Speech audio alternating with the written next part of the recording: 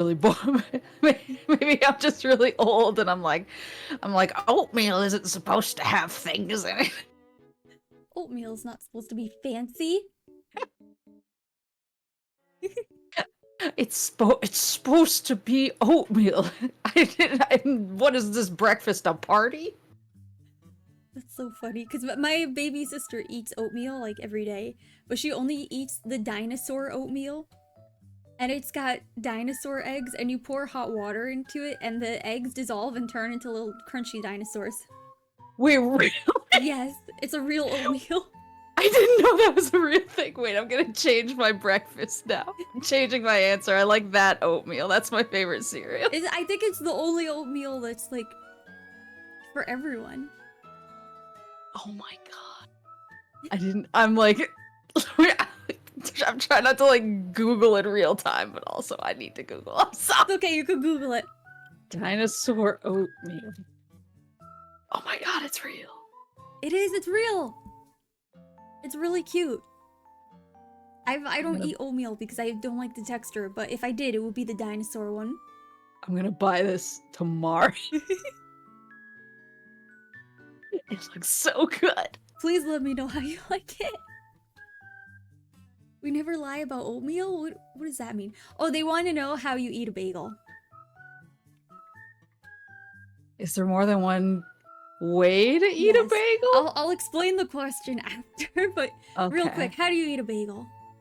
I cut it in half, but like the long way, not the bagel sandwich way, and then I lightly cream cheese each side, and I just bite into each piece, I guess. That is a very normal answer. Okay, so the reason they ask it is because my chat found out how I eat a bagel, which is I like to gut the bagel and eat the inside first, and then fill the inside with cream cheese and eat that part last. I'm impressed. I mean, I've ranted to my chat about how I eat Doritos. I lick all the cheese off of Doritos before I eat them. Oh, I also like to lick chips. Yeah. See? You get all the flavor. That's what I said. I'm so happy somebody else is saying it. So, sometimes I just need like salt, so I go and I lick potato chips. Yeah.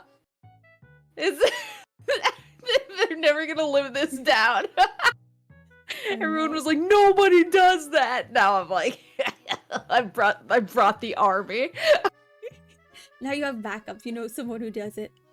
Yes. They should sell Dorito powder. They should sell it like they do mac and cheese powder. Or like what's the popcorn version? It's like popcorners? Kernel flavors or something. Kernel season. Oh yeah, the popcorn seasoning. That's so fun. I like the ranch one. Speaking of chips, did Tenshi feed Maple any deer crackers in Japan? I went to Japan. Me too. Wait, when did you go? I went in May. I was there May 8th to the 29th. Wait. Hold on. I was there, I'm checking the dates to be sure. I was there May 4th to the 17th. Oh, so I definitely fed you deer crackers in Japan. It's like the exact same time. Did you go to Nara? I did, yeah. Actually, it's funny. Corgi was sending me pictures the entire time. He's like, Maple was in Nara the same morning as you. And I was like, what? I wonder if we like passed each other and didn't know. We could have. We absolutely could have. That's the funny part about being VTubers. Yeah. If you saw somebody getting absolutely mauled by the deer trying to eat all of her crackers. Oh, I did. She was running around screaming. Oh, maybe that was me. Because she took Maple's seat on the train? I didn't take anyone's seat on the train, I think. I don't even remember. I remember it was like pouring rain that morning. I was just walking around, and then I went, I found this little donut place. It was like, if you know the shopping area when you walk right out of the train station in Nara?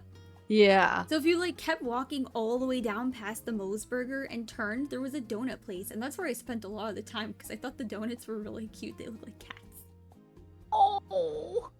That was like my problem in Japan is everything looks so delicious and so cute that I was like, well, I've only had 3 breakfasts this morning and 2 lunches, so I can have a One third breakfast, lunch. How about another? Because it's all so cute. And I mean, It is. I feel like Japanese food isn't, I don't know, it doesn't feel as filling to me. I think it's the portions because it's so small. Yeah. So I'm kind of like, I'm an American. I need American sizes. I can handle 3 lunches. Heck yeah. Did you both go to Disney in Japan too? Oh, did you go to Disney? I didn't. So I used to live in Osaka for a little over a year, and I went then, and the lines were so crazy that it like traumatized me, and I was like, I don't know if I can handle that I have again. disabled privilege, so when I go to Disney, I don't wait in lines. You're just like out of the way, peasants. I do. Well, they make you wait somewhere else, so they're like, okay, come back in an hour. So I just like sit there for an hour, like, okay, I'm gonna play on my phone. Mm-hmm. Chilling. Yeah. No, I mean it's super cute. It's like it's super cute. It's just I don't know. I'm a little nervous in crowds too, so I think I was like, I'm gonna go to the outdoorsy places where I don't Makes have sense. to wait in line. I also went to a few outdoorsy places. Like I went to Ito, which was really fun.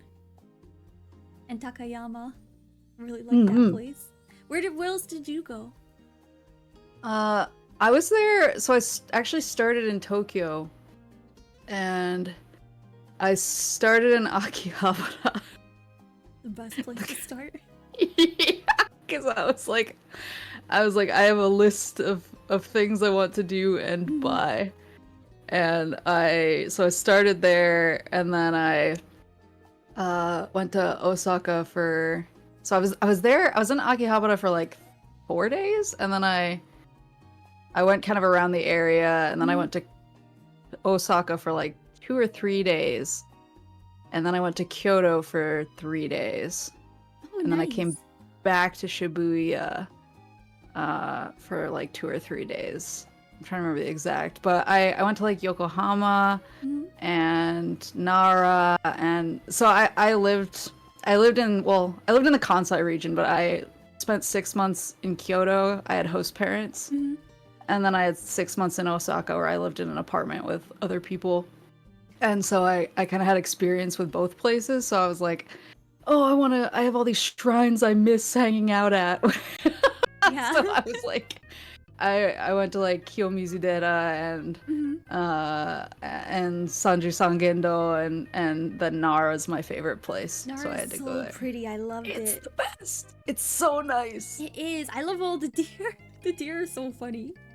Dear, did any of them bow to you? Or they go like? I got them to bow, but They're so cute. I liked walking away from like the kind of tourist area and into like further into Nara where there were more deer that weren't as aggressive. Yeah, they're just like they're like, I'm just chilling. Yeah, I'm here right because now. I don't like the attention. Yeah. So do you speak Japanese pretty well? I used to be pretty good. When I like first moved back, I could like play games in Japanese really easily and stuff. I am less good now, but I can like muddle my way through. That's the important part, I think. Yeah, I like mostly communicated with people when I was there, but I had a few like, like, let me look up this word that I definitely knew and now I don't. But it's I don't know. It's I feel like it's hard if you don't use it all the time. Language is definitely a use it or lose it kind of thing. Yeah. And that's what I always say, because everyone's like, oh, just, practice up a little bit. And I'm like, yeah, but then I'll lose it again. Yeah, you gotta do the workbooks. Someone wants to know, is that your first time in Japan? But I guess you kind of already answered that because you still live there.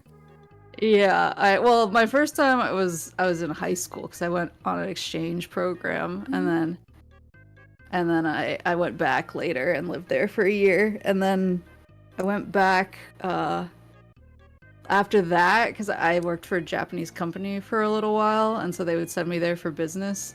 That's So I cool. got to go. Yeah, and my boss was like the most stereotypical Japanese man who like always drank too much at business dinners, Oh and no. so he would have all these plans, and he would be like, we have to get up at 9 a.m. and get all this work done before 1 p.m.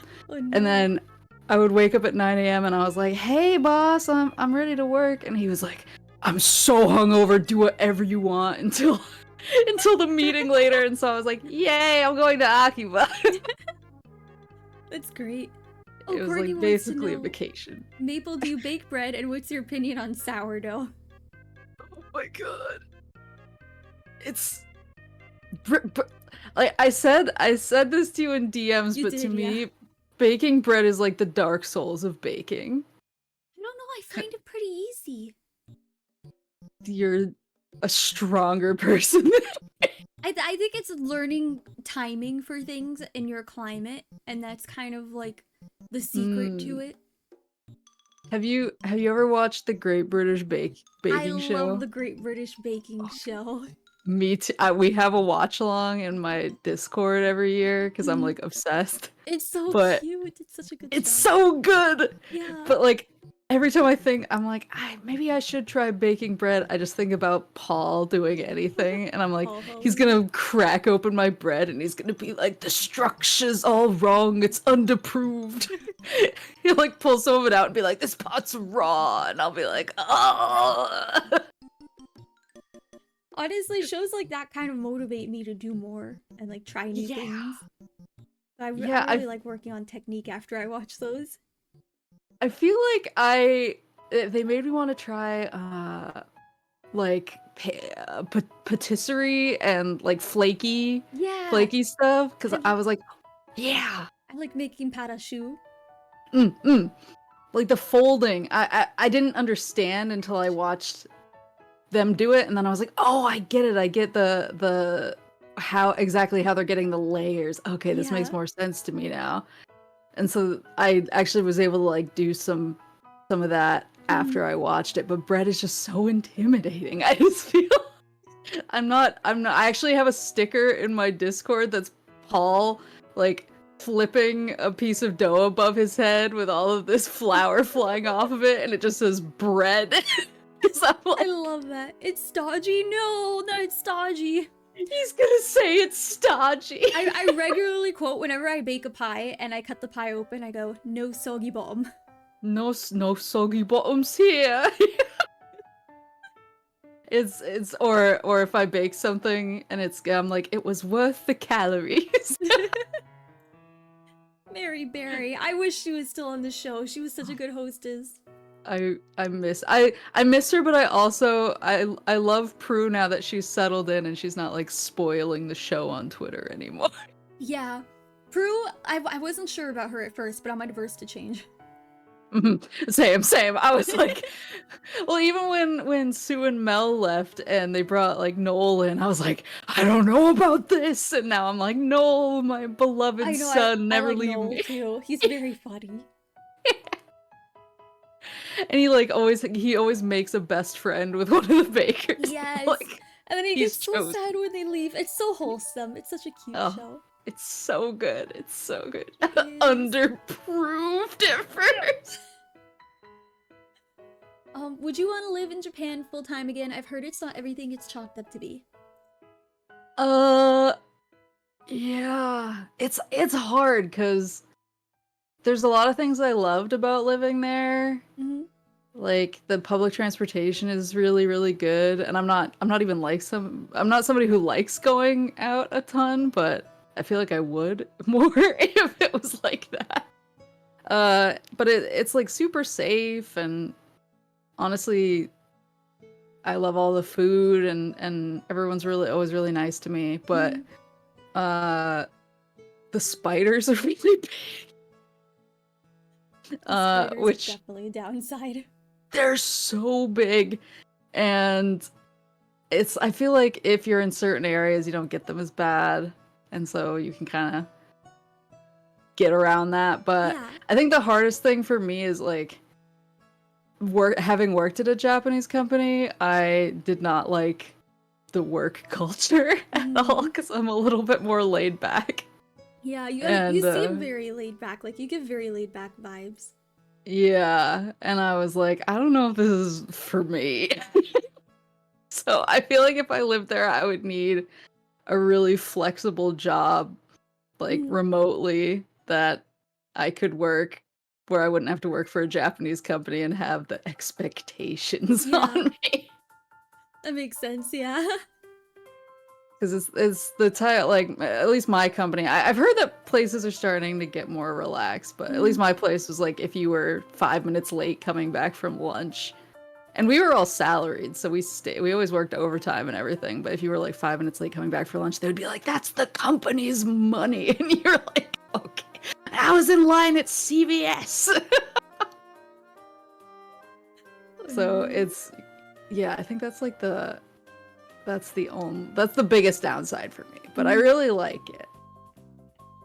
The worst kind of company to work for, truly. Mhm. Are you excited for 7-Eleven introducing Japanese meals in American stores? Wait, are they? Yeah, they're introducing ramen and onigiri. And also, sandos, but only, I think, egg and mayo. At like all 7-Elevens or just certain ones? I'm not sure, because I know the point is to, like, stop associating 7-Eleven with trashiness, so they want it to be nicer.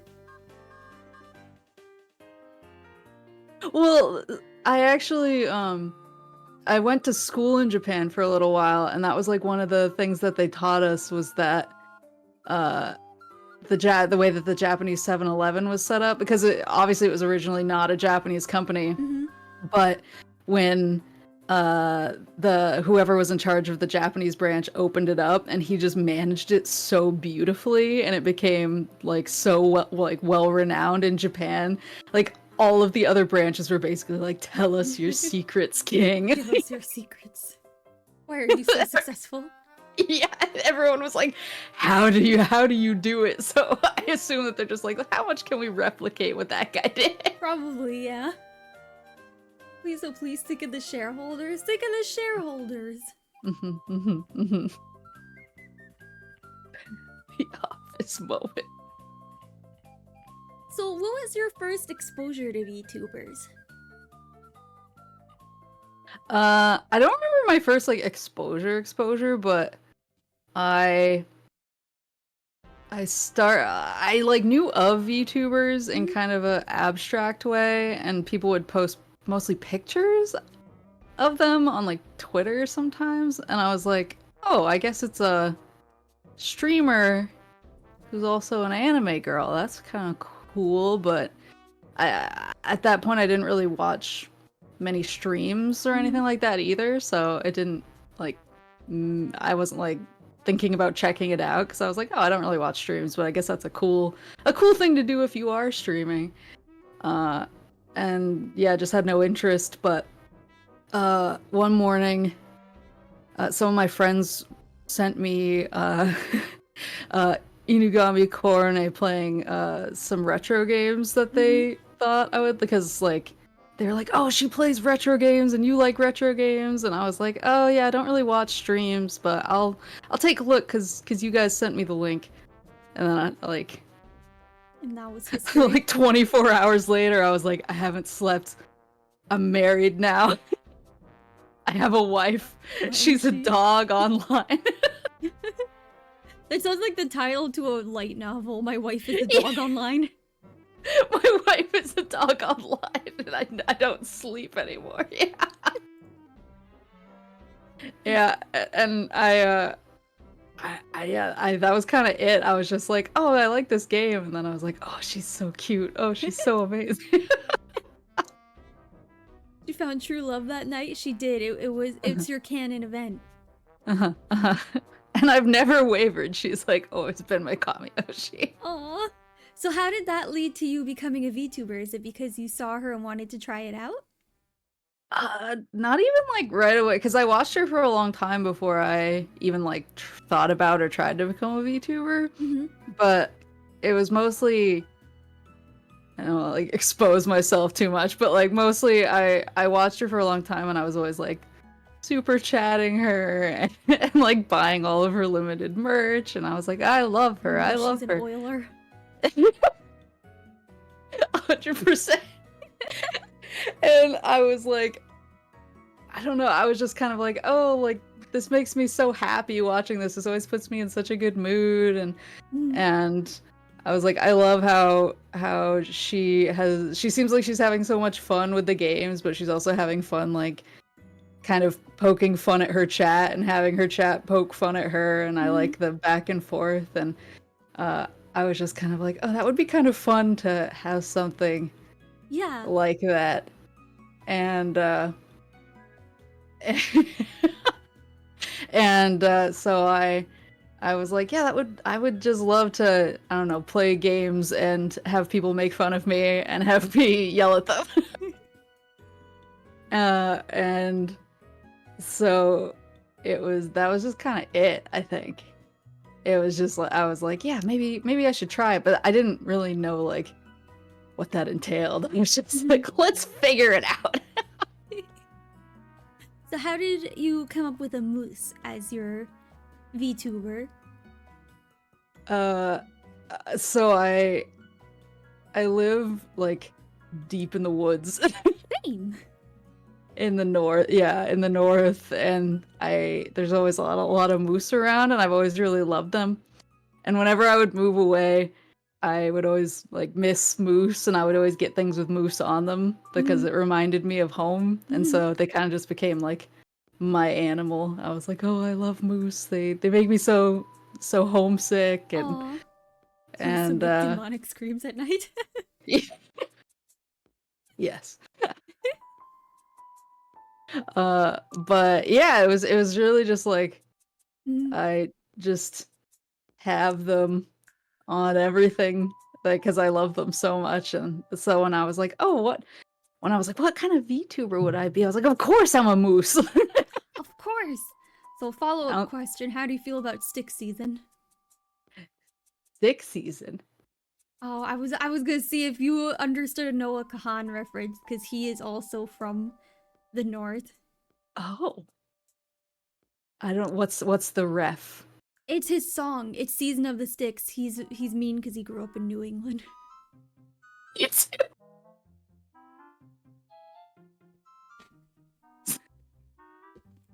it's. I feel like I'm not as mean as other New Englanders, or at least I hide it better. But no, I'm like so curious now because I've never heard it. Oh, I can send you a link to the song. It's really good. I love Noah Kahan.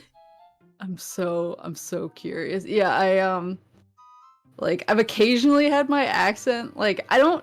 It's weird. Like my accent comes in and out as I talk.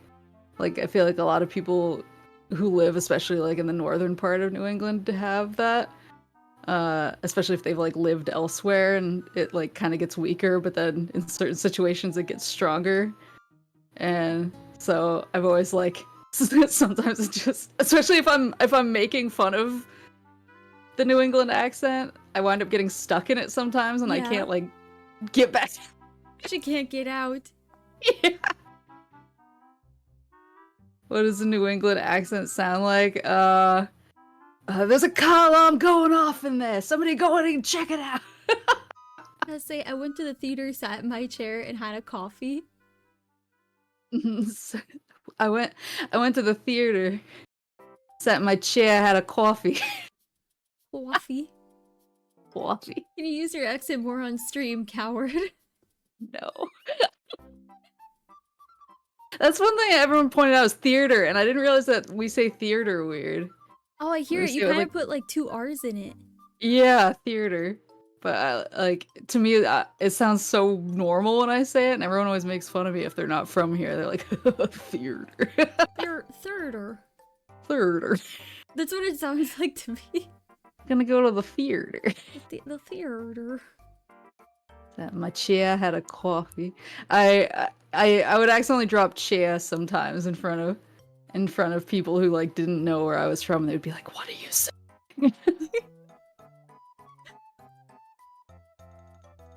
Oh, someone wants to know, did you make your anniversary the day after Corones because you like her so much? So I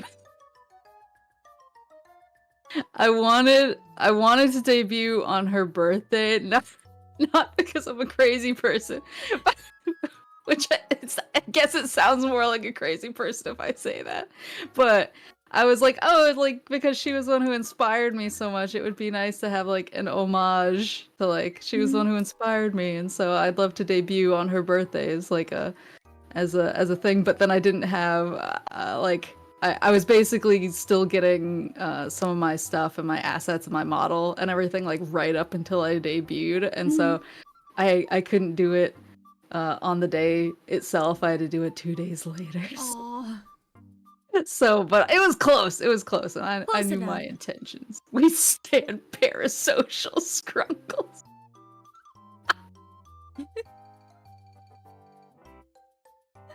Not the parasocial scrunkle. That's me. I'm only kind of crazy, but at least I am somewhat aware of it. Do you have a scrungalo model? Not yet. Not yet, but soon. Not yet. Eventually. Do you have a mascot or something to represent chat? I do. Hold on, I'm trying to. It has only come out in like the most unhinged. There it is. I drew it on stream. I think it was for an anniversary. I was like, I'm gonna make you guys. But then I didn't follow up on it. But folks have continued to draw. It's this little fellow. Hang on, let me bring it up on stream. He's Oh my gosh. He's like a nondescript for fuzzy Like a furry cryptid. creature. Nondescript fuzzy creature with antlers. There we go. Now everyone could see it. The Moose Fits campground. He's so small. He is. He's very scrungly. I love him. Yeah, he's just a little guy. Well, I let chat pick. I made like a poll for different parts. I was like, do you want to be big and strong, or do you want to be small and cute? And everyone voted, and then I was like, okay, do you want to be like really cute, or do you want to be kind of scary? And everyone voted scary, and I was like, we're going in a weird direction here. Small and scary. Yeah, the little gremlin thing. Yeah. He is. We chose Gremlin. Everyone chooses Gremlin when they can. Yeah. But I like him. I think he has a good vibe. I think he's cute. I think he has a lot of potential. Yeah. He's Kimo Kawaii. He's cute because of his spookiness. Yeah. Perfect. We exist to cause havoc. It sounds like chat, yeah. They exist to does your chat call you any animal you're not? Like, do they ever call you a deer? I don't think so. 'Cause I think it was more that everyone was always like, only male moose have antlers. There's like, why do you have antlers? And I was like, because I have antlers. Because I have them. Because she can! And then everyone was like, antlers fall off, right? When do they fall off? And I was like, they don't fall off. They never come off. Guys, she's a mystical moose. They don't have to come off. We call her Canadian. Yeah, I guess Canadian is my... Oh, that's enough of an insult.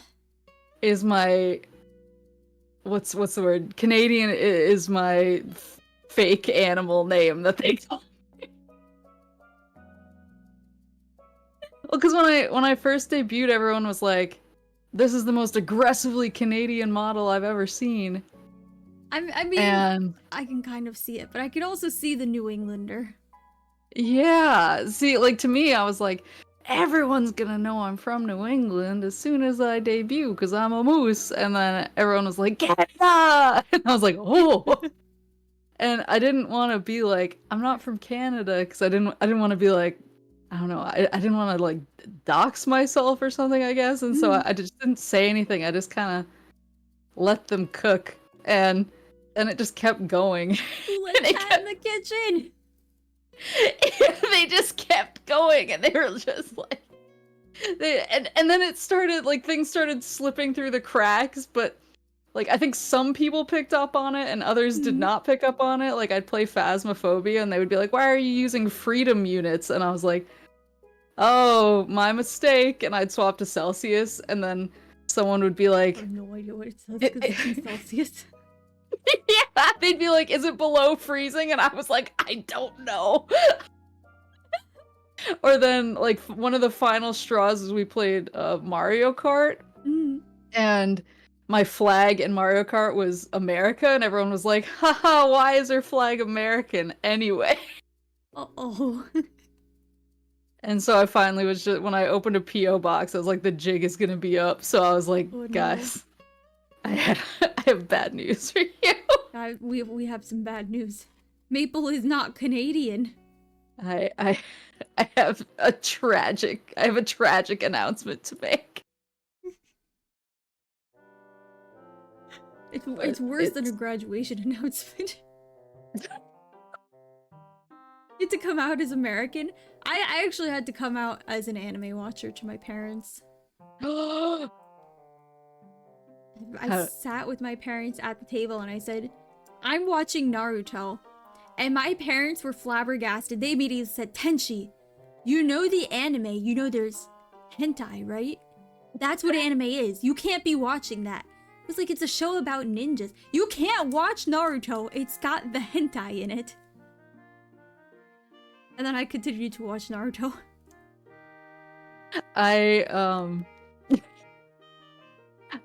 only got into anime because my dad is a huge weeb. And he's been watching anime since like the 60s, and he's just like a OG super weeb, and he was the one who was like, we need to start going to anime conventions, and Aww. I was like, okay, I'll try to go. I want to try cosplaying. And so he actually made like all of my props and stuff when I was a kid. But he was always he was like a for real weeb. Like he was trading VHS fan subs with people on weird anime forums and stuff. That's so funny. And I always like tell like lore stories about him on stream where I'm like, oh yeah, here's. Oh, does like... your chat also think your dad is based?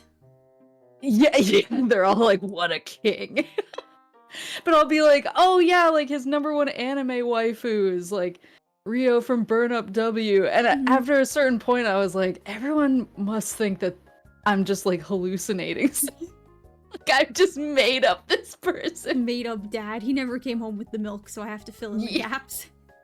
Yeah, he went out for milk, and I was just like, I'm going to make the most anime dad ever. But he, it was funny because I actually got to meet another VTuber. I went to Otakon, and I got to meet another VTuber there, and I was with my dad, of course. And when we went to meet, I was like, "Oh, my dad's with me. I hope that's okay." And she was like, "Should I like stand somewhere else to meet you? I'm kind of near an anime booth." I was like, "Don't worry. He's seen it all. He has seen it all. He invented anime. Don't even worry about it." And then when we met, he was like, he would jump into the conversation sometimes, and I kept telling her, I was like, "I'm so glad that someone is here to witness him." Like. Everyone knows he's real. How many times will I see the Minecraft movie trailer this stream? Oh no! Is that what trailer is playing? I don't know. I don't know what the ads are. I have not watched the Minecraft movie trailer. I've watched the Sonic 3 movie trailer like 70 times. Oh yeah, I Minecraft. watched that one a few times. It's a good trailer. Yeah! My boy Shadow's in it. My boy Tails has a giant helmet. It's horrible? The Minecraft trailer or the... I'm so curious about the Minecraft trailer. I've seen people complaining about it on Twitter, but I don't play Minecraft, so I don't really know a lot about it. It just looks like a movie for 13-year-old boys. I had never played. I played it for the first time on stream, and I only played it a couple times. Have you ever played it like at all, or? No. So I didn't grow up playing video games. I actually had a pretty sheltered upbringing. I only play video games on stream, and I'm still trying to learn what I like. Well, I saw you play Monster Hunter World. I've actually gone back to World now. I love Monster Hunter World. It's so much fun. It's so good. It is. I like ran out of stuff to do in Rise, and I was like, well, it's time to go back. What weapons do you use in World? Oh, that's a good question. So I don't. Now that I'm back, I actually use dual blades, which I think makes me like a bad person, according to the internet. Yeah, if you use dual blades according to the internet, you're gay.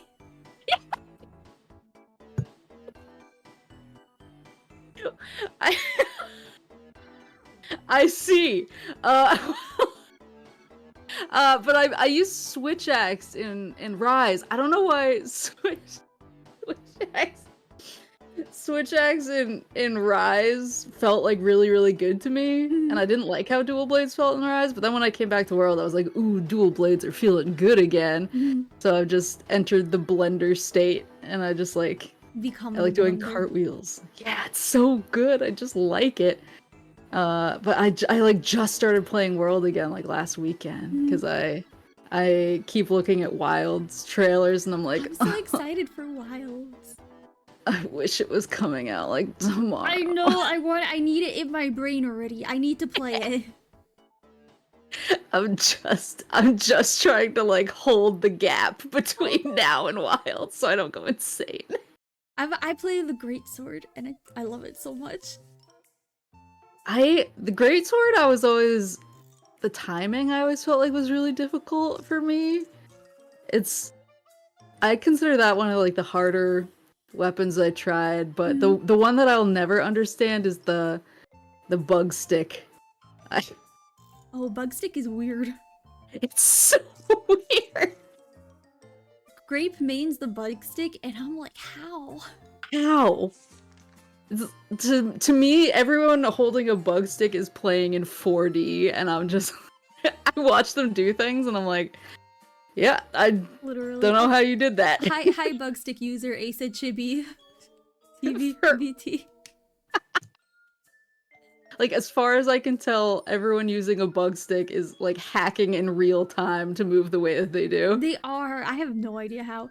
Does Maple like Maple Story? Do you play Maple Story? I did a very long time ago. I have not played it in a long time, and I never played. Didn't they have Maple Story 2?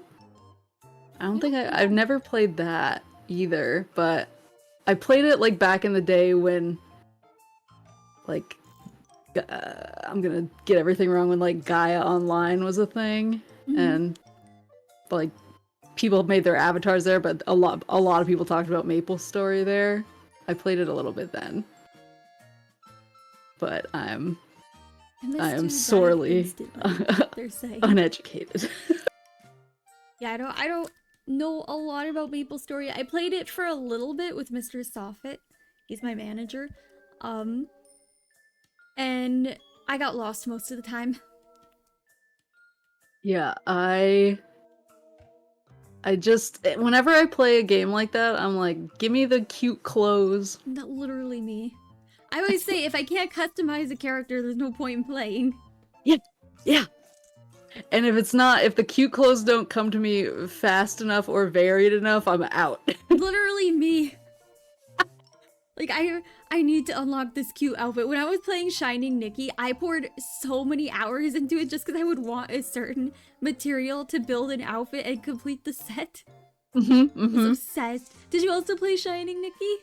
No, but isn't the new there's like a new game coming out that is from and it looks so it's good. Open world, yeah, I'm so excited for it. It looks so good, and everyone was like educating me on it because I was like, this looks so cool, and everyone was like, have you not played Shining Nikki? And I was like, Shining Nikki well, it's is time so to learn. I love the game. I love fashion games. I'm such a girl at heart. I mean, like, any game can be a fashion game if you try. That's true, yeah. Even Monster Hunter is a fashion game, if you think about it. 100%. We're all just grinding for fashion. 100%. In Rise, I'm never outside of my Sonic the Hedgehog costume. I'm like, if you want me to wear anything else, I'm sorry. You're gonna have to find another squad. Fashion hunting. It is. We're all hunting for fashion in the end. Maple Story, there's an instant button you could click to see the massive shop full of customization options. Really? But is it real money or fake money? I think it's both. Like Webkins. Interesting. Real money? No. Webkins, they started using real money, and that's when I stopped playing. I mean, I still sometimes play it, but I don't like that they use real money now. Like, just leave me to my kins cash. Did you ever play Webkins? I didn't, but I was like on the tail. I think I was on the tail end of it being like a huge wave. And I heard a lot about it from my like coworker parents who were desperately trying to figure out how to like optimize Webkins. They're like, my kid's just so into Webkins. How do I keep up with this? How do I give my kids the Webkins experience they crave? You have a friend whose dad works for Webkins and then gives you a bunch of Webkins because they have too many. That's how you optimize. The uncle who works at Nintendo Tech. Yeah. Maple, can you tell us a joke? Do you speak any Spanish? English or Spanish? No, I don't speak Spanish. Then I have no jokes. Oh. I don't have any either. I'm sorry, chat. I mean, the only joke I can think of is your mom. Hey, yo. You're so funny. No, I found one joke to tell on stream to my friend that I stream with a lot, who speaks Spanish, and it's I asked her to tell me what un zapato means, and then she said a shoe, and I yelled bless you, and she was wearing a heart rate monitor at the time, and it like spiked by 20 beats per minute. That's so funny. It's fine. Every time I tell that joke to anybody who speaks Spanish, they get so mad I feel like endangered. No, it's so simple but so funny. I'm so glad. You're so funny. Wow, thanks. It worked one time. Hey, that one time is the best time. I've used it like a couple times, I feel like I don't know, I feel like I'm starting to like black out the parts of my memory where I use it and it fails terribly. Like I say, do you know what un zapato means? And they're like, it means shoe. And I'm like, no, they didn't answer right. Think about what is un? I try way too hard to get a shoe out of them, just so I can really sadly mutter bless you afterwards. Are you sure they were having a heart attack from a lethal dose of cringe? We're VTubers. You can't get any cringier. We're made of cringe. Literally. Why was the pony a little horse? Why was the pony a little horse? Because he had no body to go with?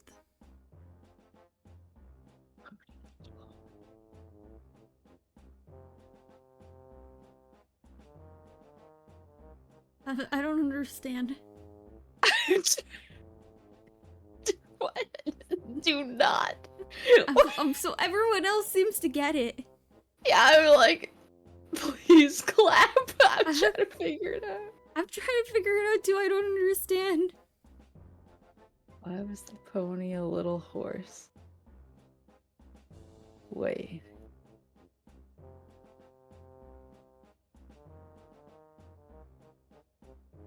Isn't it why wasn't the pony feeling well? He was a little horse?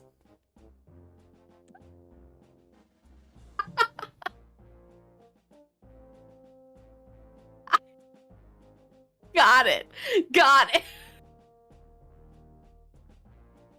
Oh, I feel like I've been bamboozled.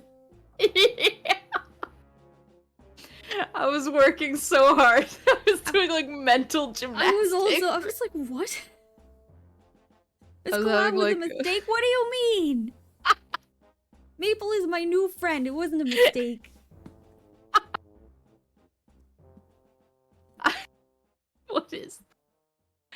I was doing like my brain was doing the like, why do they call it an oven if you in cold, out hot, eat the food or whatever that is? And I was like, I was not comprehending what I was reading. I was thinking like the meme where it's like do do do do do and all the numbers flash on screen.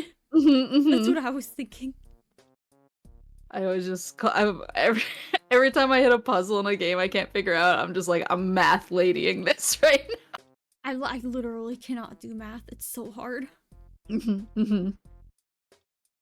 I can only do math off stream, so nobody can confirm or deny. I still use my fingers to count. If I have to do addition, I'm like, okay, 5 plus 6. Then I use my fingers to count up. And then you gotta go to the toes. Did she ban the word math in chat? This is true. You can't type the word math in my chat. Go ahead and try, guys. You can't do it.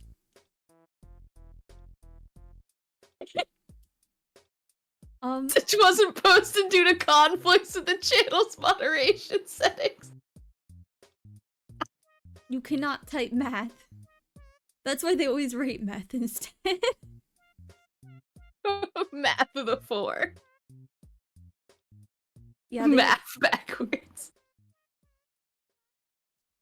Spelled it backwards? I mean, technically you can do that, but can Maple type !mayo in the chat? I mean, if she wants to find out the consequences. I'll let you do it if you want to. Oh, there we go. Timed out. Mayo sins be forgiven. See, that's a good Zapato right there. Mayo sins be forgiven. I didn't come up with that one. My mod JC did. I was having a minute the other day where I was eating some nachos and I was just thinking to myself, I was like, what do you call nachos that aren't yours? My brain just like hit a blue screen of death and I was like, wait. Wait a second. If you could be known for any one thing as a streamer, oh her, she's the XYZ VTuber, what would it be? That's a good question. That is a really good question. I feel like, well, I feel like I really get super into certain games and I do a lot of like lore presentations. on do you them like because writing? I don't know if I'm like a good writer, but I really like picking apart other people's writing. Mm-hmm. And not like picking apart, that sounds like Like I'm being critical. analyzing. Yeah, I like getting really into it. And so uh like I've done a bunch of different lore streams, like getting really into like here's the lore and here's how everything fits together, and so here are my theories for the next game based on all these lore pieces and how like these bits of writing are setting up Mm-hmm. foreshadowing and stuff like that. So I feel like that would be what I'd like, because I feel like that's what I'm actually good at. Like, You should tell her about your like, experience with Kirk Thornton. oh my god, give me a minute. Official VTuber of Gears of War. Is Kirk... Do you know Kirk? I'm trying to think of. He's a voice actor for like anime. Have you ever seen like Digimon? I started watching it and then I forgot that I was watching it, so I stopped. I'm trying to like remember what else he was in that. It's like I like him for like some very specific roles, but I feel like that's because I'm a weirdo. He's Shadow the Hedgehog. Oh!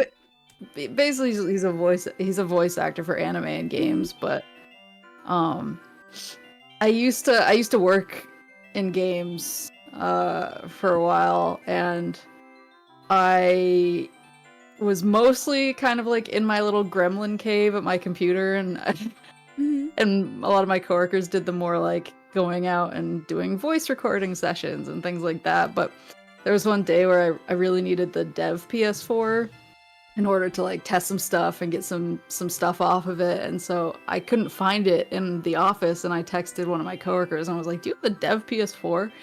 And he was like, yeah, it's in my trunk. And I'm at the voice recording studio right now, and I was like, come on, man. So I drove over there, and I got there, and I texted him. I was like, I'm in the parking lot. Come give me the dev PS4 from your trunk. He was like, oh, I'm in a session. You can come in and wait for a little bit. And I was like, fine.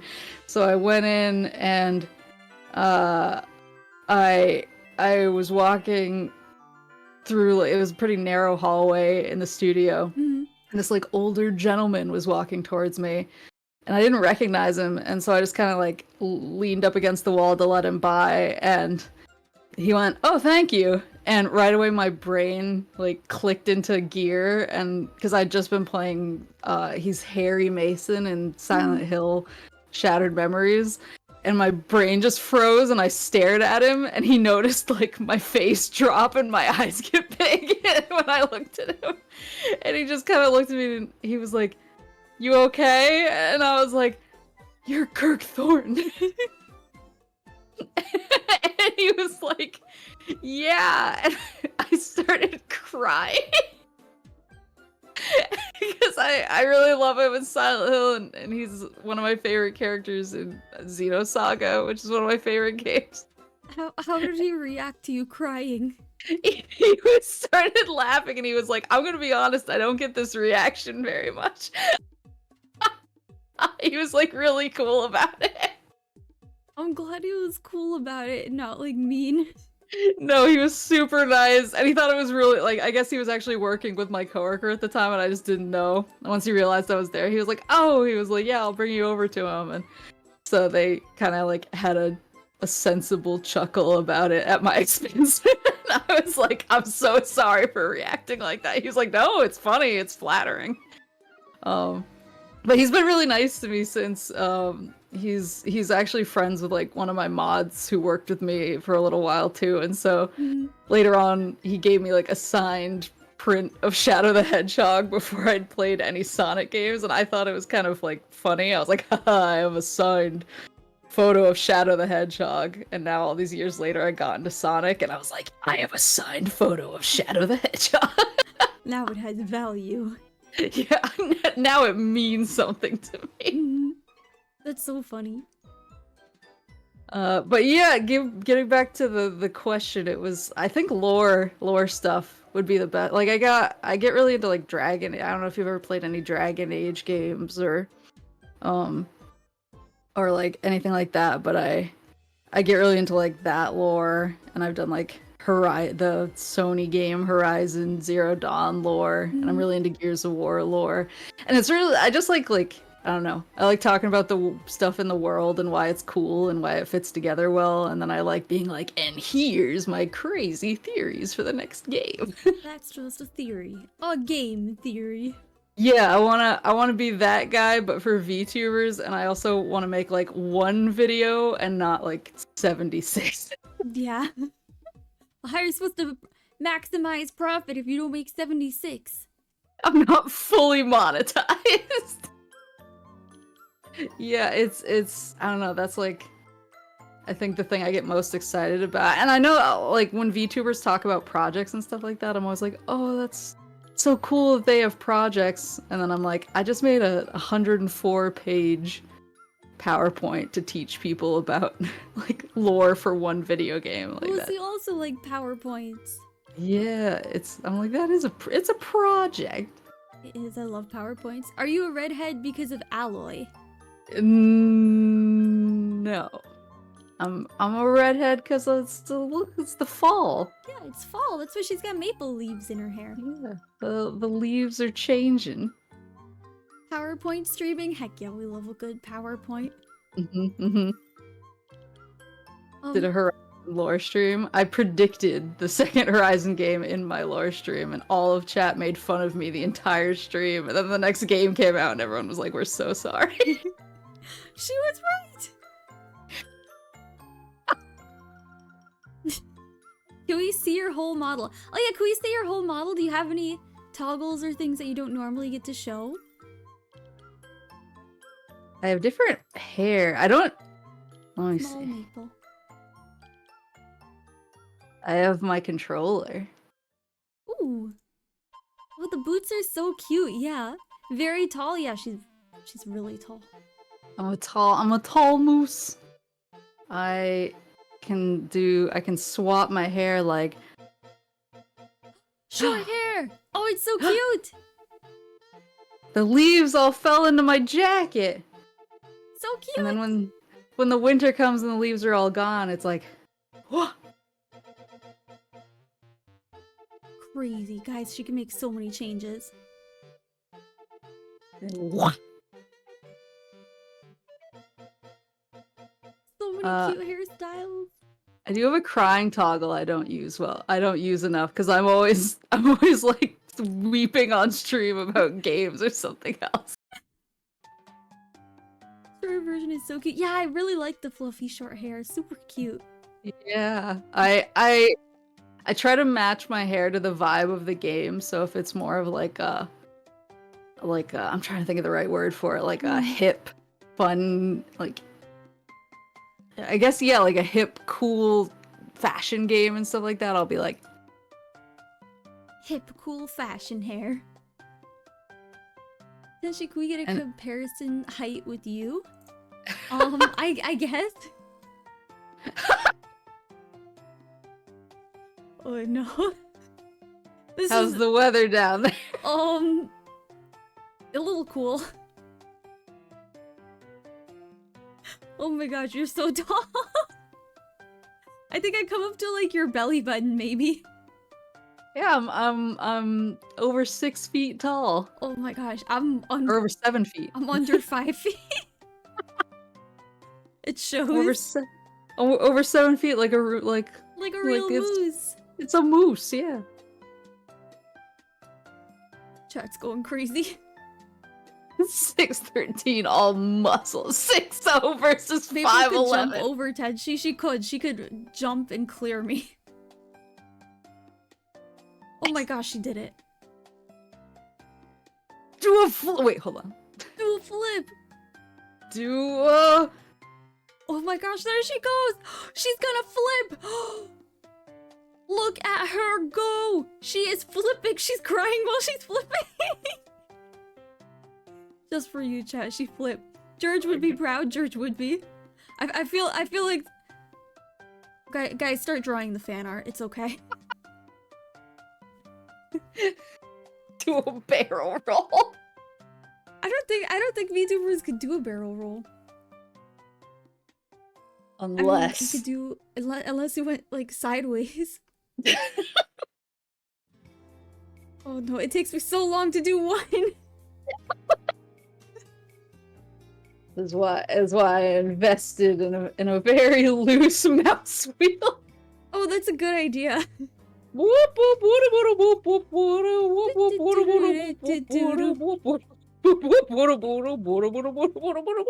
are gonna watch the VOD and they're gonna be like, what is going on? I had a collab the other night where like half of it I was just like I'm now interviewing Maple's feet. Oh no, wait. What if my dad walks in? You gotta turn around. My dad thinks that people only watch me for my feet. He every time he's like, woman can't be entertaining. Your stream chat must only be there to see your feet. Chad, do you watch for feet? No, don't tell him. It's not true, Dachi. He does not believe you. True. Yes? No. Before I got like was it 17 better Twitch whatever the extension is, and I would see people spam sniff. I was like, what does this mean? Not true, Dachi. It's also the armpits. No. Not the armpit. You know what? I have to put my son away. He can't hear this conversation. He can't be here for this. Unless they're cool animal feet, like berry bugs, ancestral bug feet. Oh yeah, she has cool animal feet. I like her. They're still crying. Her little grippers. I fixed it. I wasn't sure if you still knew if you were crying. It was the tears from the wind speed. Oh, that's true, from doing all those barrel rolls. Just had to wipe my face off. Discord noise filter is annihilating your laughter. Oh, it always does. That's such as my cross to bear. I feel like every time I do a collab, I'm like half of my voice is just gone. Oh no. I sometimes do like Phasmo collabs, and I'm like a really big horror buff for movies, but for games, for some reason, like I love horror games, but I can't play them by myself. I either have to watch other people play them, or I have to like couch co-op them if I can get someone to come like babysit me. I feel that. I can't do horror at all. It's just, I don't know what it is about horror games. It just feels so threatening, and so I used to do like Phasmo collabs, but if I wasn't the one streaming, if it was somebody else streaming and I was just on Discord, I would just be silent for half of it because I was screaming so much and the mic was just cutting me off. Everyone was like, is she okay? Is she alive? And in real life, I'm just like...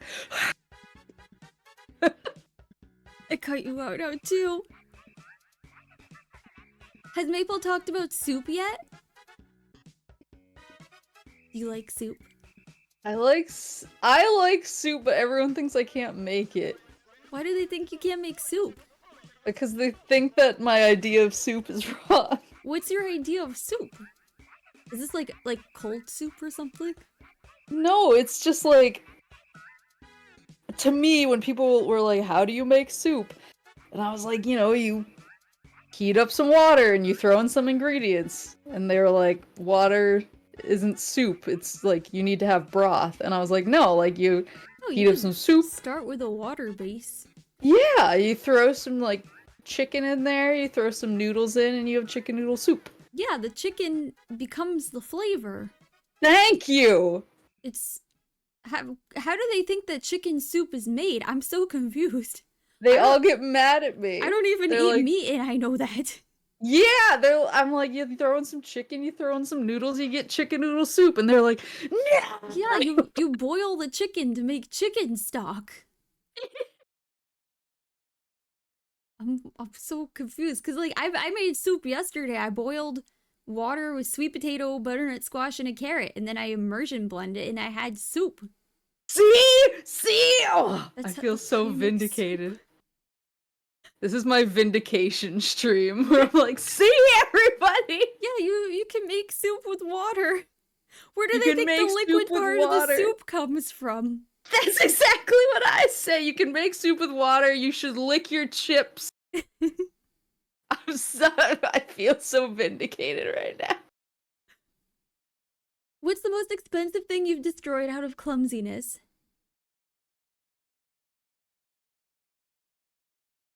Uh,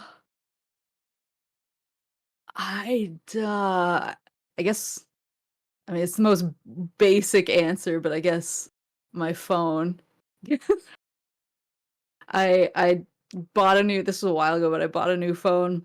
And Mm. they were like, "Do you want us to put the protective cover on the front of it?" And I was like, "No, I'll be fine." Oh no. And I immediately dropped it screen down into a gravel pile, and I was like, "I see." That is what the cover is for. I've never not had a cover since then. Now I always get the protection screen put on it because I'm Mm. like, no, I know how this ends. Not the. Oh my gosh, I have kind of a similar story. Got a new phone case for my phone, and it was advertised as like super protective. I was so happy, and then I had an anxiety attack, and I dropped my phone, and it fell screen first onto my IV pole, and the screen Oh just no! shattered. Oh my god!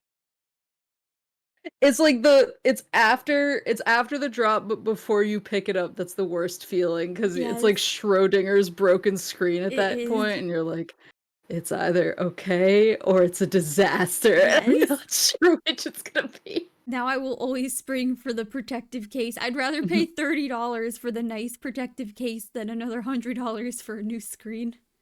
Now every time, and like even now, I have the protective screen on. I have all these kind of cracks going across it, and I'm like, I need to update just in case. No.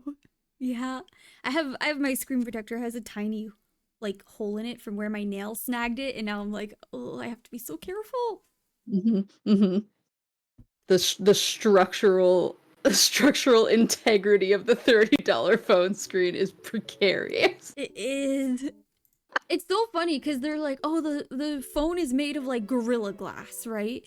And hmm then as soon as like you blow on it, it breaks. hmm hmm Had a friend get a brand new Samsung with the curved edges, no screen protector just before a Japan trip. The first week he tripped while crossing the street, fell off his hand, and just exploded.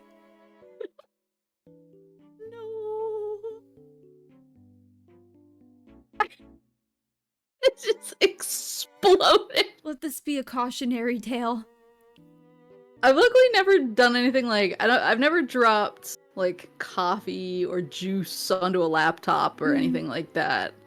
I feel like that's one of my worst nightmares, but I've never done that. I never did the thing with the Wii where you're playing Wii tennis and Oh, and you you throw it swing at the it. TV. Yeah, you let it go and it shatters your TV. I never did that. I've always been pretty lucky with that stuff. It's just yeah, so I think the phone is really the only huge situation I've had. Mm. Yeah, I can't think of any other like big tech things. I mean, streams always scuff because of my internet, but Mm-mm. otherwise, that's because your streaming setup was a cardboard box for months. Were you streaming out of a cardboard box? I like I get back pain really easily, and so Mm. I prefer when possible to stream. I have like a little beanbag chair on the floor because it means I can stream like when I'm like I don't know diagonal backwards, so Oh, it's that putting sounds less amazing. pressure. Yeah, and so I was like, well, I can't use a normal chair for this. because I want to use my bean bag, and I can't use normal desk because I'm too low to the floor. Mm-hmm. So I found a cardboard box and I just flipped it upside down and I put my laptop on it and I streamed off of that for like 2 years. I think. That's crazy. When I finally got a desk, it was really weird, and it's still kind of weird. And I'm still sometimes like I feel like I'm really loud on stream because I'm trying to get comfortable. No, like, I can't. I feel that way too, because like I have a chair. I've honestly, a standing desk has been such a game changer for me, especially with my ADHD, so I could like stand up. Because I feel so productive when I'm standing at my desk. I'm like hyper focused, and then as soon as I sit down, I'm like, it's over. There goes the productivity. But it's been really great. When I sit for too long though, like on stream, I definitely understand like the back pain. I also got my chair out of a dumpster, so. Yeah, like I used to, and I mean I still do sometimes. It depends on the game. I used to go for like really long stretches, like 6+ hours. But ever since I got a normal like computer chair, I kind of hit the 4-hour mark, and I start to be like, oh, grandma's back is acting up. I gotta go lay down. Not the grandma's back. The hag back. It's too powerful. Hag back. What slime are you fidgeting with right now, Tenshi? Could you tell? If I'm looking down, normally it's actually because my hands are in slime. Like a slime ball or like a slime No, like container. like a container of slime. I keep it at my desk because I have very fidgety hands, and if I don't want to destroy something with my hands, I need something to do with them. I tend to just like fiddle with the giant pile of blankets I'm always in. So by the end of stream, I'm just a cocoon. Oh, I also have a blanket around me. Mountains are cold this time of year. Yeah, I'm with the internet thing. Like, I'm really lucky. I don't know how, but I'm in like the one neighborhood in my area that somehow was equipped for decent internet. Oh, that's good. Mine stinks. Yeah, like I'm definitely familiar with the struggle, but I don't know how I lucked out there. But I mean, it's still like not that good. Everyone made fun of me. I did a speed test the other day because I thought I was like bragging about it, and everyone was like, "That's not that good." I was like, "You don't understand. This is really good for where I live." I'm like internet royalty. They'll talk about it being cold. It's 100+ here today. I think Rip. Right now, let me see. I think it's like 50 something. Yeah, it's 55 right now. But to answer your question, Corgi, it's the cheesecake slime. I haven't broken out the fall slimes yet. Ooh. I have a bunch of different scented ones for different occasions. But right now, the cheesecake is the staple at my desk. Like, I was gonna say, wait, I like stuff that smells certain ways, so I'm immediately like, I didn't know slime had smells. Now I'm listening. Yeah, it does. You could they have all different kinds of smells. I want a gingerbread one this year, but I have one, it's called Sunday Apple Picking, and it's kind of like apple cider. And then I have a pumpkin spice latte, and that one smells like a pumpkin spice candle. The cheesecake one is nice. It smells more like a vanilla cake batter than a cheesecake, but it's heavily fragrant, so I like it. Wait, I want some. I get mine from Slime Fantasies. I like their company a lot. I love like scented. I'm very particular about, not like particular in a, it's more like I like every scent, but they all have like their moments. So I'm like, I have like a huge candle collection, and as soon as the September 1st hits, I'm like, okay, time to put the lavender and the lemon and the sea salt away and bring out the leaves and apples and cinnamon. I have a wax melter, and I've been using the one called Farmhouse Cookie. Yeah. That one's so nice. Oh, I've always wanted a wax melter, but I was also like, I know what I'm like, and I feel like I'll let the wax build up until it has its own nation in my home. I use like a cupcake liner, and it melts it, but it also collects all the wax. So smart. What's I feel like I'm getting all this tech in the streams. What's the one thing, good or bad, you didn't expect when you started streaming? I don't think I expected anyone to watch me. Like, I don't mean that like negative. But there was a joke when I told people I knew. I was actually when I told my friends who sent me Corone the first time, I was like, I think I want to try being a VTuber, and they're like, oh, that's really cool. And I was like, yeah, if I ever have more than like 100 subscribers on YouTube, I'm gonna delete my channel and fake my death. Because I'm just like really shy and nervous. And I was like, this will just be like our fun thing, and I'll stream for you guys, and you guys can make fun of me, and I can pretend I'm like a real VTuber. And then like people actually like showed up, and I was like, what's happening? Oh, no. And I think I like made the joke about 100 subscribers, and then like I think I hit like 1,000 like right after I debuted, and I was like, I can't do this. Guys, So I much can't do this. pressure. They were like, be strong, it's okay. She threatens to go off grid a lot. Yes. Like anytime anything goes moderately wrong, I'm like, well, Oh my time gosh, to. literally me. Anytime something goes wrong, I need to lay on the floor for a bit. I'm like, it's time to hit the old dusty trail. Time to change my name, build a You'll cabin never without see her electricity, live off the land.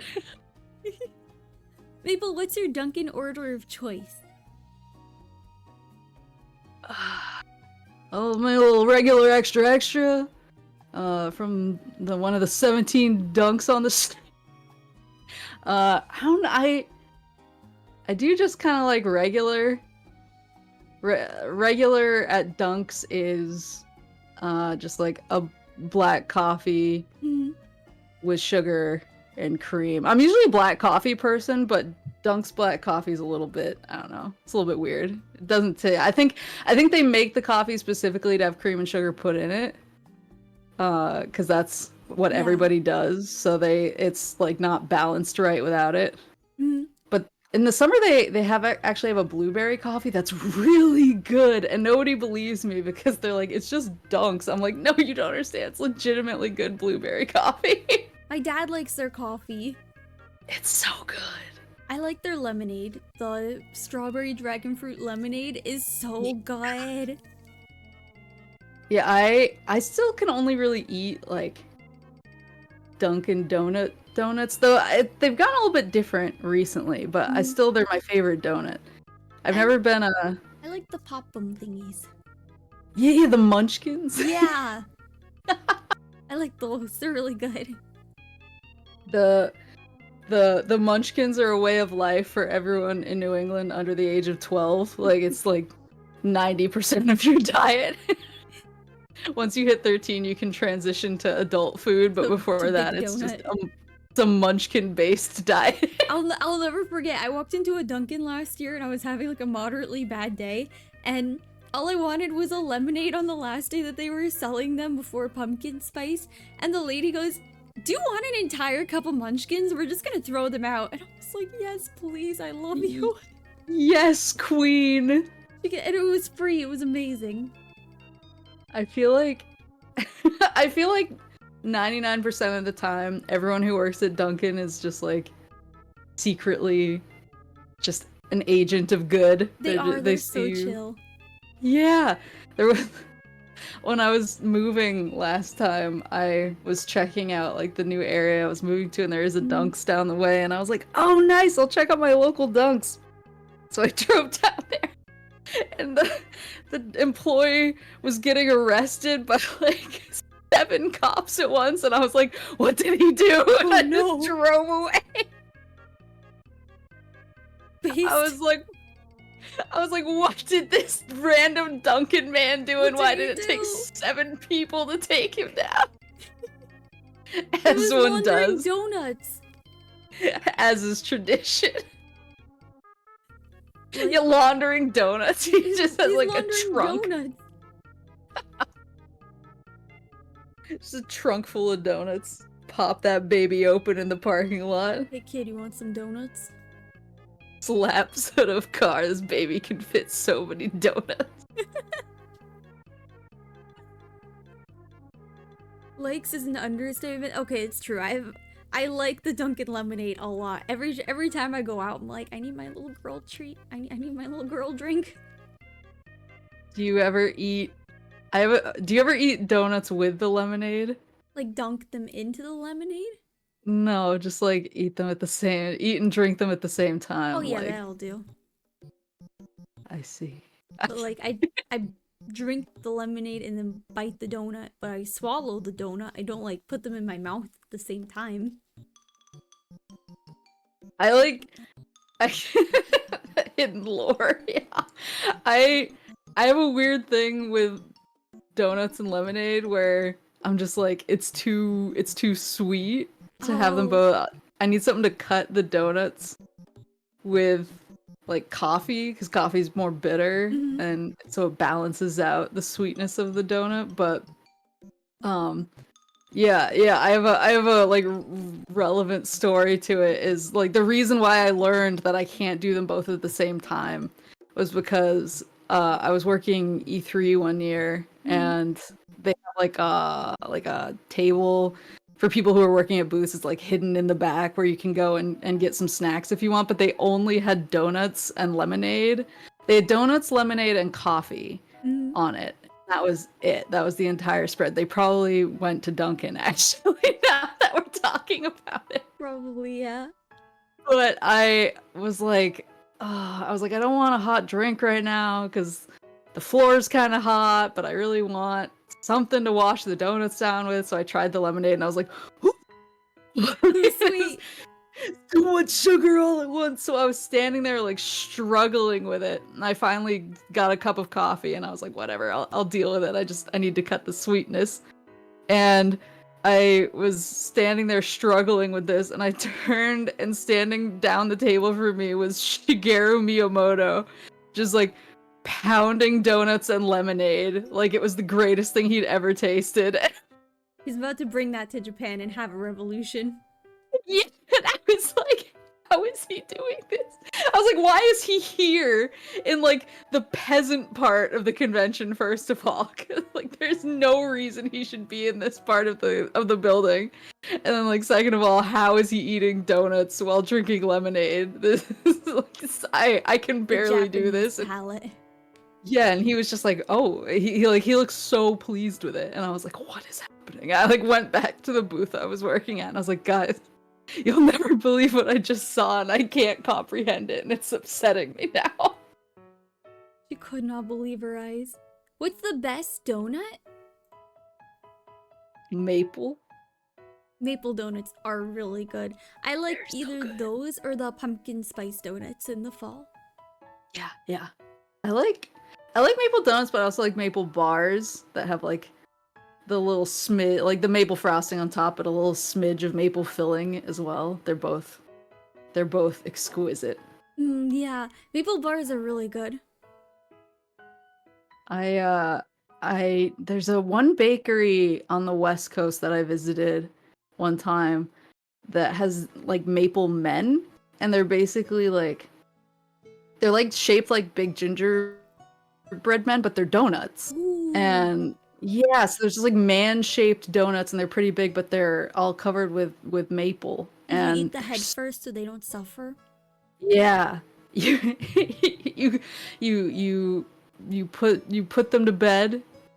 You take away their pain, and then you eat them. Yeah, one limb at a Ooh. time. Yeah, it's like gummy bears. You have to bite the heads off first so they suffer less. So they don't know, so they don't see it, and you have to face them away from you when you do it, so they Exactly. can't see it They coming. can't know or you feel guilt. We, You can't eat them legs first like a savage. you can't, you can't, you can't give them a piecemeal end. Mm-mm. You have to like drape you have to drape a little blanket over their heads so they don't see. Good night, my sweet prince.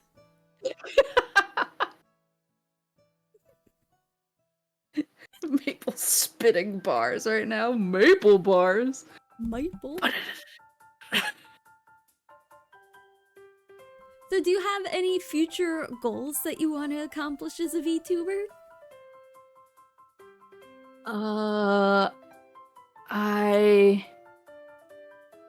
It's really like unrealistic probably. Because I can't sing, but I've always like kind of wanted to do a song cover or something. Mm-hmm. But yeah, I'm not like good at singing, so I don't know how I would make that happen. You can do it. I'm like, well, I can get a song cover after 2 years of vocal training. Are you doing vocal training now?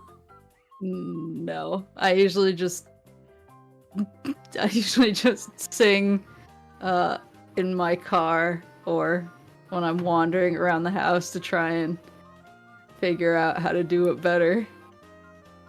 I don't know if anyone, if I could get vocal training like near me. I feel like all the music lessons near me are like 80-year-old dudes with somehow crazy guitar collections who are like, I'll teach you to play guitar, just mow my lawn. And then you go there and then they spend like 90% of the time instead showing you their guitar collection. This sounds like a very personal story. It may or may not have happened, but like I feel like that's what I'm dealing with, so I'm like, I don't know where I would even learn. It's very Maple core. Maybe YouTube. Yeah, YouTube helps. There are vocal exercises you can do on YouTube. The one thing I will say, because I did vocal lessons, is don't find a teacher that will only teach you how to sound good for one song. Find a teacher that will teach you technique. Oh, that makes sense. Because that's gonna make or break it. Yeah, I feel like that's too, and I was complaining about it the other, because I don't talk about it very often because I'm so self-conscious, and I do karaoke like twice a year maybe, and then I'm like, I'm so sorry for putting everyone through this. But I was complaining about it the other day because I was like, oh, like I'm trying to sing this one song that I thought would be fun to sing for karaoke, but I just can't like figure out how to sing it. And everyone was like, you know, there's something called a range, right? Like, knowing your range and finding your range. And I was like, oh. Like you have a pretty deeper voice, I would say. So probably like a low alto tenor. Yeah. Yeah, I think it's just like hard for me to admit that. I'm like, I want to sing everything. I want to sing all the anime songs. You still can. You look for it in a like a different note. A different octave or something. Yeah. You can always pitch down. Exactly, yeah, you can always pitch down. What song would you pick to do first? I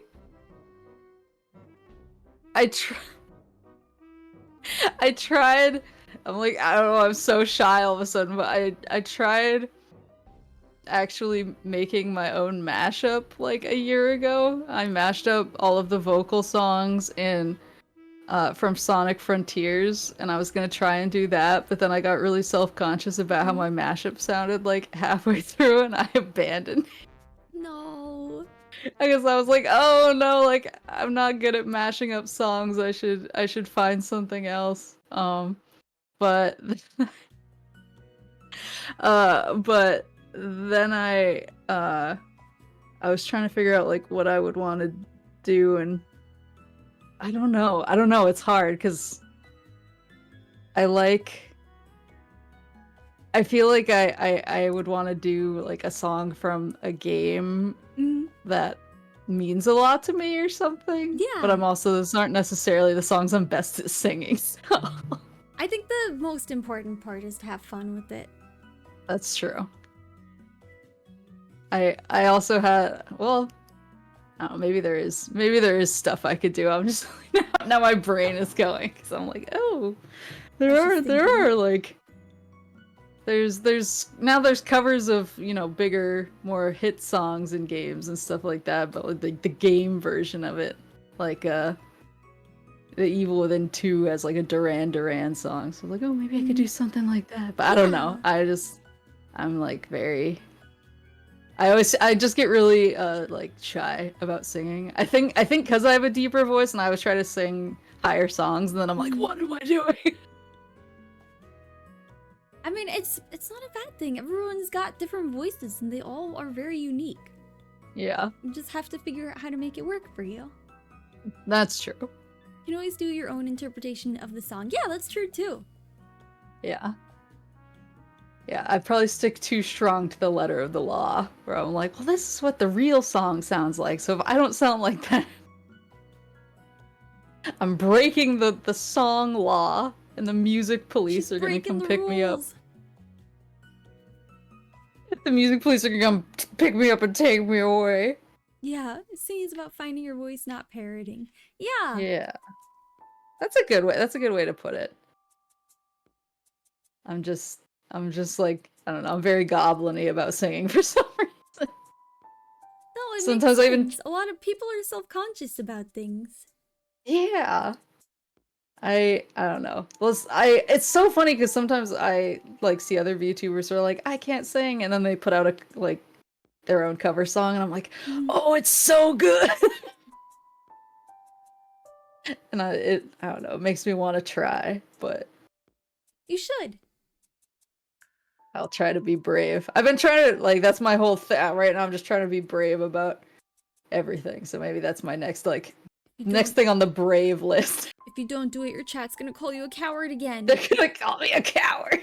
And we don't want that. Stop calling her a coward, guys. Such is my fate. We do it anyway, coward. Such is my fate. New Year, new Maple. No, it's New Year, new moose. New moose year. Year of the moose. It is. This is Year of the Moose. I can tell. What's been one of your favorite VTubing memories so far? I feel like I have like, I don't know, I have like 2 or 3 that stand out. I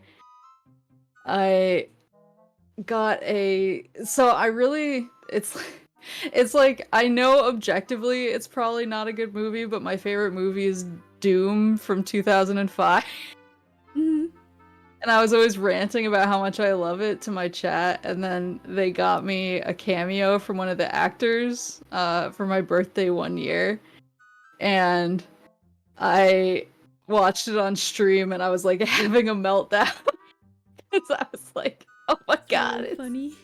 It's Portman from Doom, and he's saying my name, but he's like an older gentleman, and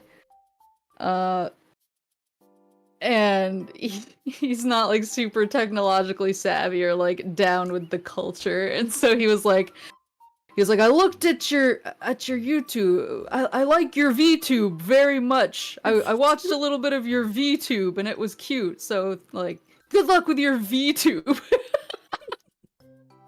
And I was like, thanks. Thanks, Portman from Doom. So that is like pretty far up there. There was, the other one happened like pretty recently, and it's still like kind of going on. I like streaming. I usually can't stream like Nintendo Directs and stuff like that because I have like kind of a weird work schedule. And so I'm usually like in the thick of it when Nintendo Directs drop. But for the show, the stuff that is either on weekends or is later at night, I like to stream those, so that I can talk about the reveals as they come out. And so I streamed the Xbox showcase this year, and I was just like having a great time, and I got like all the games I wanted in it, and like I got Doom, and I got Dragon Age, and I got like all these things, and I was just losing my mind and crying on stream and totally beside myself, and I was like primed. I was a primed emotional bomb waiting to go off. And it got to like here's the final game of the night, and I was like, oh, please be Gears of War 6, please be Gears of War 6, it's all I want, Santa. And they started the trailer, and it became obvious really quick that it was Gears, and I was like, let's go, and I was all excited. But then I started realizing it wasn't Gears of War 6, and I got like really quiet, and I was just like staring at it, and I was like, wait, when is this? And then it shows kind of like the last shot, and I just went, wait, is this E-Day? And then it shows the title screen that just says Gears of War, and then all of a sudden, after a long wait, and I started screaming and like crying and hiccuping, like, and I was like, oh, that was like pretty funny that I said, is this E-Day? And then E-Day immediately popped up, and I freaked out, and so I posted it on Twitter as like a volume warning. I got what I wanted. I'm so happy. And like a bunch of people who actually work on Gears somehow saw it, and they were like sending me messages, and they were like, this is the best reaction we've seen to the trailer. That like is so this is cute. They were like, this is so nice to see. They're like, you're like one of the few people we've seen that actually figured out it was E-Day before the logo popped up, and they like all followed me, and now every time I stream Gears, they like my posts, or they'll be like, so excited to like see you enjoying it again, and all this stuff. I'm like, oh, they're so nice to me. It's so cute. And I was like, I was not expecting that at all, but I don't know. I feel like they were just they were like, oh my god, somebody figured it out. What's one game you wanted to stream without fear of repercussion? What kind of repercussion? Yeah, I feel like games don't really have repercussions. Maybe that's just me. I'm trying to figure out what that means. Donkey Kong. Yeah, like DMCA repercussions, or maybe? Like somebody comes to arrest me repercussions. She's gonna get arrested. What's your go-to girl dinner when you just can't be bothered? I like tendies. Good choice. Good choice. And I like salad. I've been really into this one salad that's just like really spinach and what is it? Cashews and a little goat cheese. It's so good. It sounds interesting. I like goat cheese. Salty. Honey-based dressing. Oh, I love honey. It's so good. What's your I like stuff that's easy. Game? I mean, girl dinner is supposed to be easy, right? It's like a piece of bread with some cinnamon and sugar. Goat cheese and goats. I guess like Gears 3. They're all angels, but Gears 3 is the one that always makes me like cry. So I'm kind of worried about getting to it on stream, because I'm usually very composed on stream. Like the first time I cried while streaming, I actually like muted myself and hid it because I was like, no one could know. But then when I beat Metal Gear Solid 4, I was like openly weeping on stream, and I'm sure I sounded super gross. And so I'm like, oh, it's gonna happen again. Oh no. It was adorable. They liked your weeping. Everyone was like, snot bros, we won. And I was like, who bros? What? There are snot bros? You know what? Don't answer that. Yeah. Please I've decided I don't want to know the answer to that question. My best girl dinner was definitely a raw ramen brick sandwich between untoasted chocolate Pop-Tarts. Are you a Pokemon trainer having a picnic? That's definitely a dinner. Not one that I would enjoy, but power to you. Power to the players. Yeah. Van Lamp? No, I can't. This I is- like their username too much. I did a. Have you ever played Passepartout? No. The starving artist game where you like draw and then you try and sell your drawings to NPCs in the game and they're like, oh, this has too many colors or whatever. I did a Passepartout stream where I drew everyone in chat and I drew Lamp with a lampshade head and like a very like sexy bikini body. It's like the Christmas movie Lamp. Yeah. It's my Twitch profile picture. Okay, I have to click on your profile now. That's amazing. Made him stacked.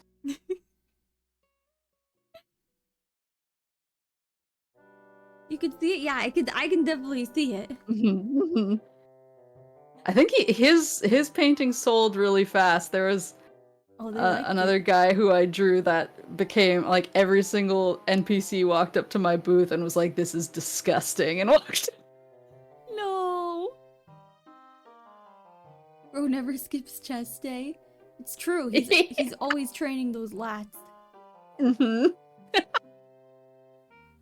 If you could give one piece of advice to new VTubers, what would it be? I think always stream like what you want to stream and not what you think people want to watch. Cause I think that's something I really good at it at first. Cause I kind of came in and I was like, I'm just gonna stream whatever I want to play, and I'm not gonna.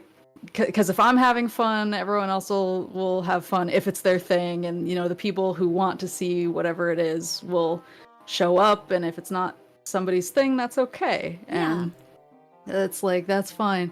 But I think I also am very weak to suggestions, and so when people are like, "Oh, I'd love to see you play such and such," I'm like, "Yeah, sure, I'll play it," and then sometimes I'll start playing it, and I'm like, "I'm suffering."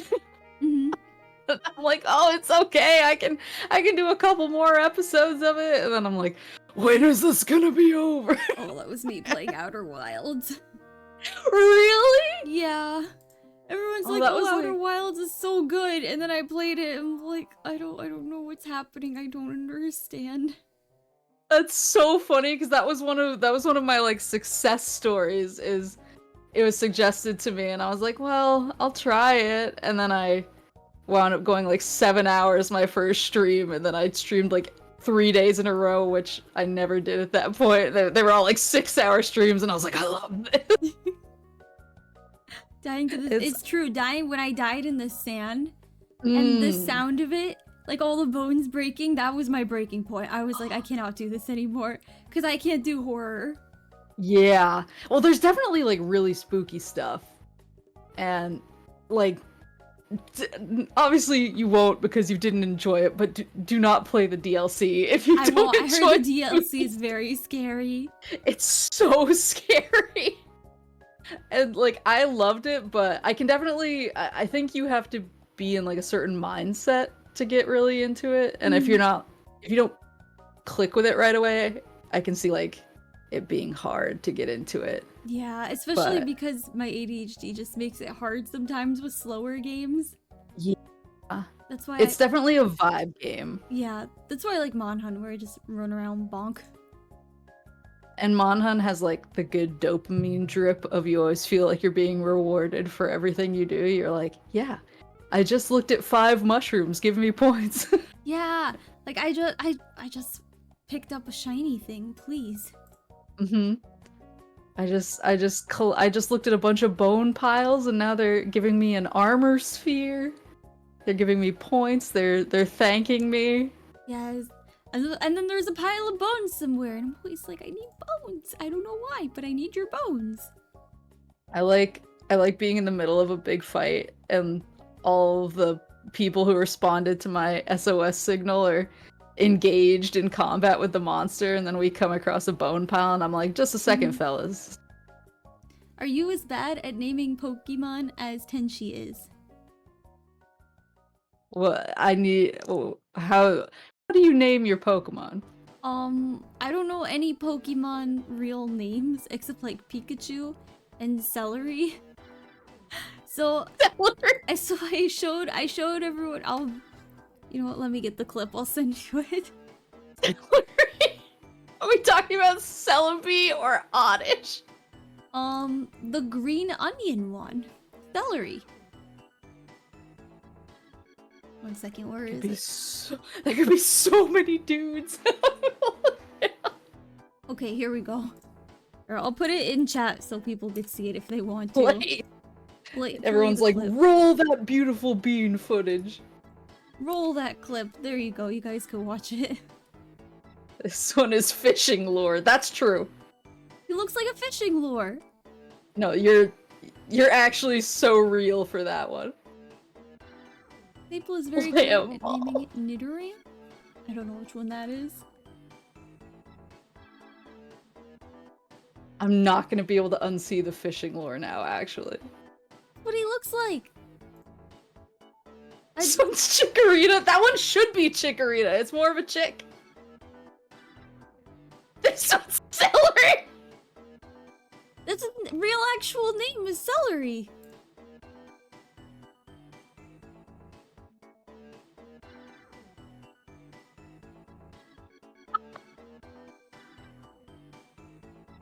Oh my god. Yeah, I know all the Pokemon up to like Gen 3, and then after that I started getting a little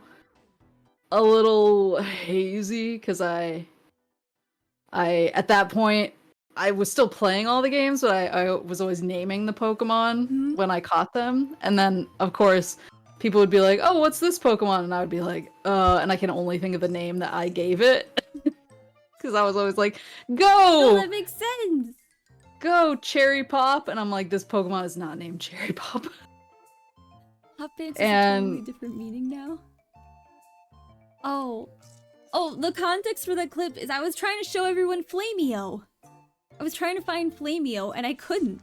So I was going through all the Pokemon and explaining their names to everyone until I found Flameo. Flameo? Yeah! Yes, this is Scrungolo. No, I did a stream where I found all of my old Pokemon red, blue, and yellow carts from when I was a kid, and I have a what's it called? I have an analog, so I can stream like straight from my old carts, and so I was going through them, and we just kept finding Pokemon that were named like. The Jigglypuff was named like Puff Daddy, and then like I found a Magikarp named Mew, and I had all of these insane names for all of my Nidoran. Magikarp. They were all called like El Dorado. They were like spelled wrong. El Dorado, but she spelled it with a B. It was like very chooty. Can I send the short of it? Sure, you can send the short of it. I was just like losing my mind. I was like, what is this? Who did this? Who hacked into my account? To like remember what some of them were. Yeah, gasoline. Behind my choices. I was really literal. Triple Bird. Mew. I believe you called Maurice the Power. What's your name? Lil Nicky. Dull Sword. Dull Sword. I love Dull Sword.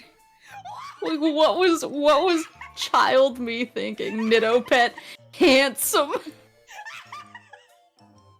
soft rock, and hard you rock.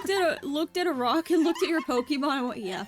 Someone named Outlaw, Grand Grand Exit. Desert Land. And desert. L parentheses L comma Dorado. I couldn't spell Eldorado. Straightforwardly. Oh, What was cutie. she thinking? No, I love Holy this. shit. Gasoline. I love I gasoline. stand behind Gasoline. That name is great. I love gasoline.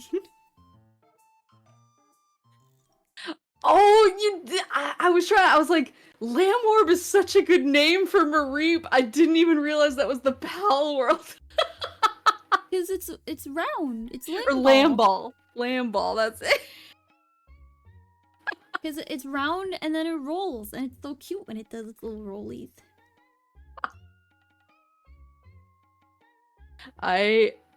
I had COVID and I was like, guys, I'm gonna play Pal World for the first time. This will be hilarious because I have a huge fever. And I was like, I thought it was gonna be like, I'm playing the game that everyone's playing right now, and it'll be funny to laugh at me and not playing it very well, and then I'll go to bed and nothing will come of it. And then, like a week later, I was like max level and like all of my bases optimized, and I was like, what happened? She was grinding. That my COVID fever. my Zoomer I was talking to my Zoomer coworker about it, and I was like, have you played Pal World? And he looked at me dead in the eyes and said, bro, that looks like the future of ADHD. I like Pal World because it's another game where I can run around and hit things with a stick. It's so good. It is. Tenshi gets very distracted in Pal. This is true. That's the point of Pal It World. is. I don't care about base optimization.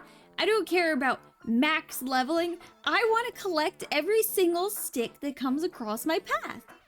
You see a green light in the distance, Oh, and yeah, I'm you going head that way. for it. And then you see another green light on the way, and you have to divert.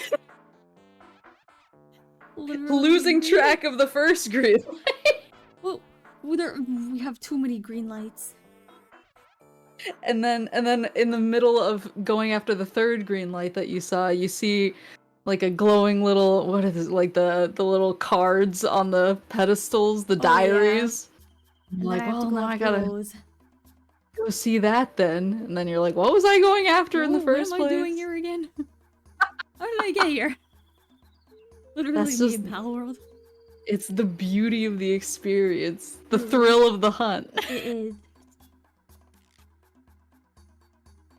Yeah, I haven't played like the new expansion and the new, like, I don't even know if there's new areas. I just know that they added a bunch of stuff. Yeah, But there's I know new they- pals. There's a karate frog. What? Yeah, it's a frog and he wears a karate outfit. He's great. To go back. You have to play again.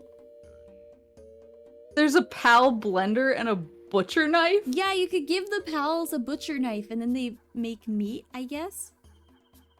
From what? I don't know. They become the butcher. That's like when you capture a monster in Monhun and it still gives you a bunch of the parts, and you're like, where Yeah. did I get these from? Where did these come from? The forbidden meat? I don't know what you guys are talking about.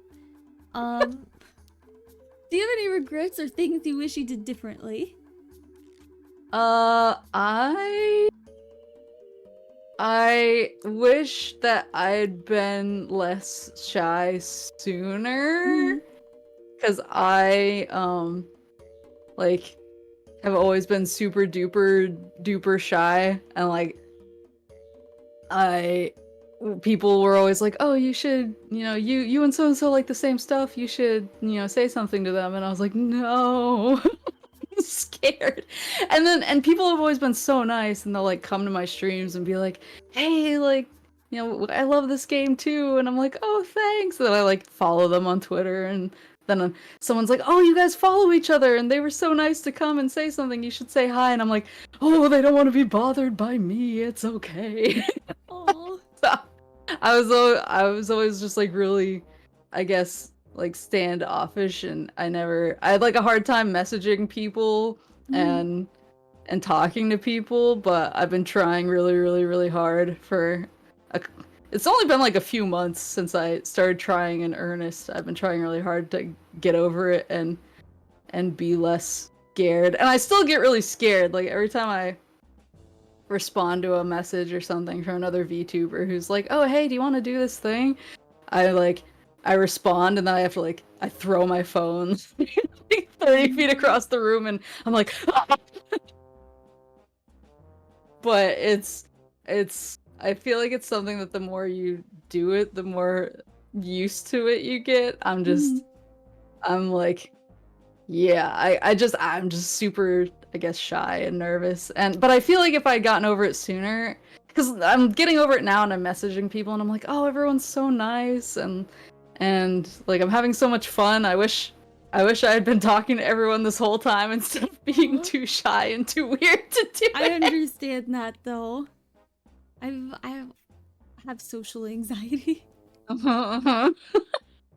That's what Tentox has actually helped me a lot in facing people and realizing that seems like every VTuber has social anxiety.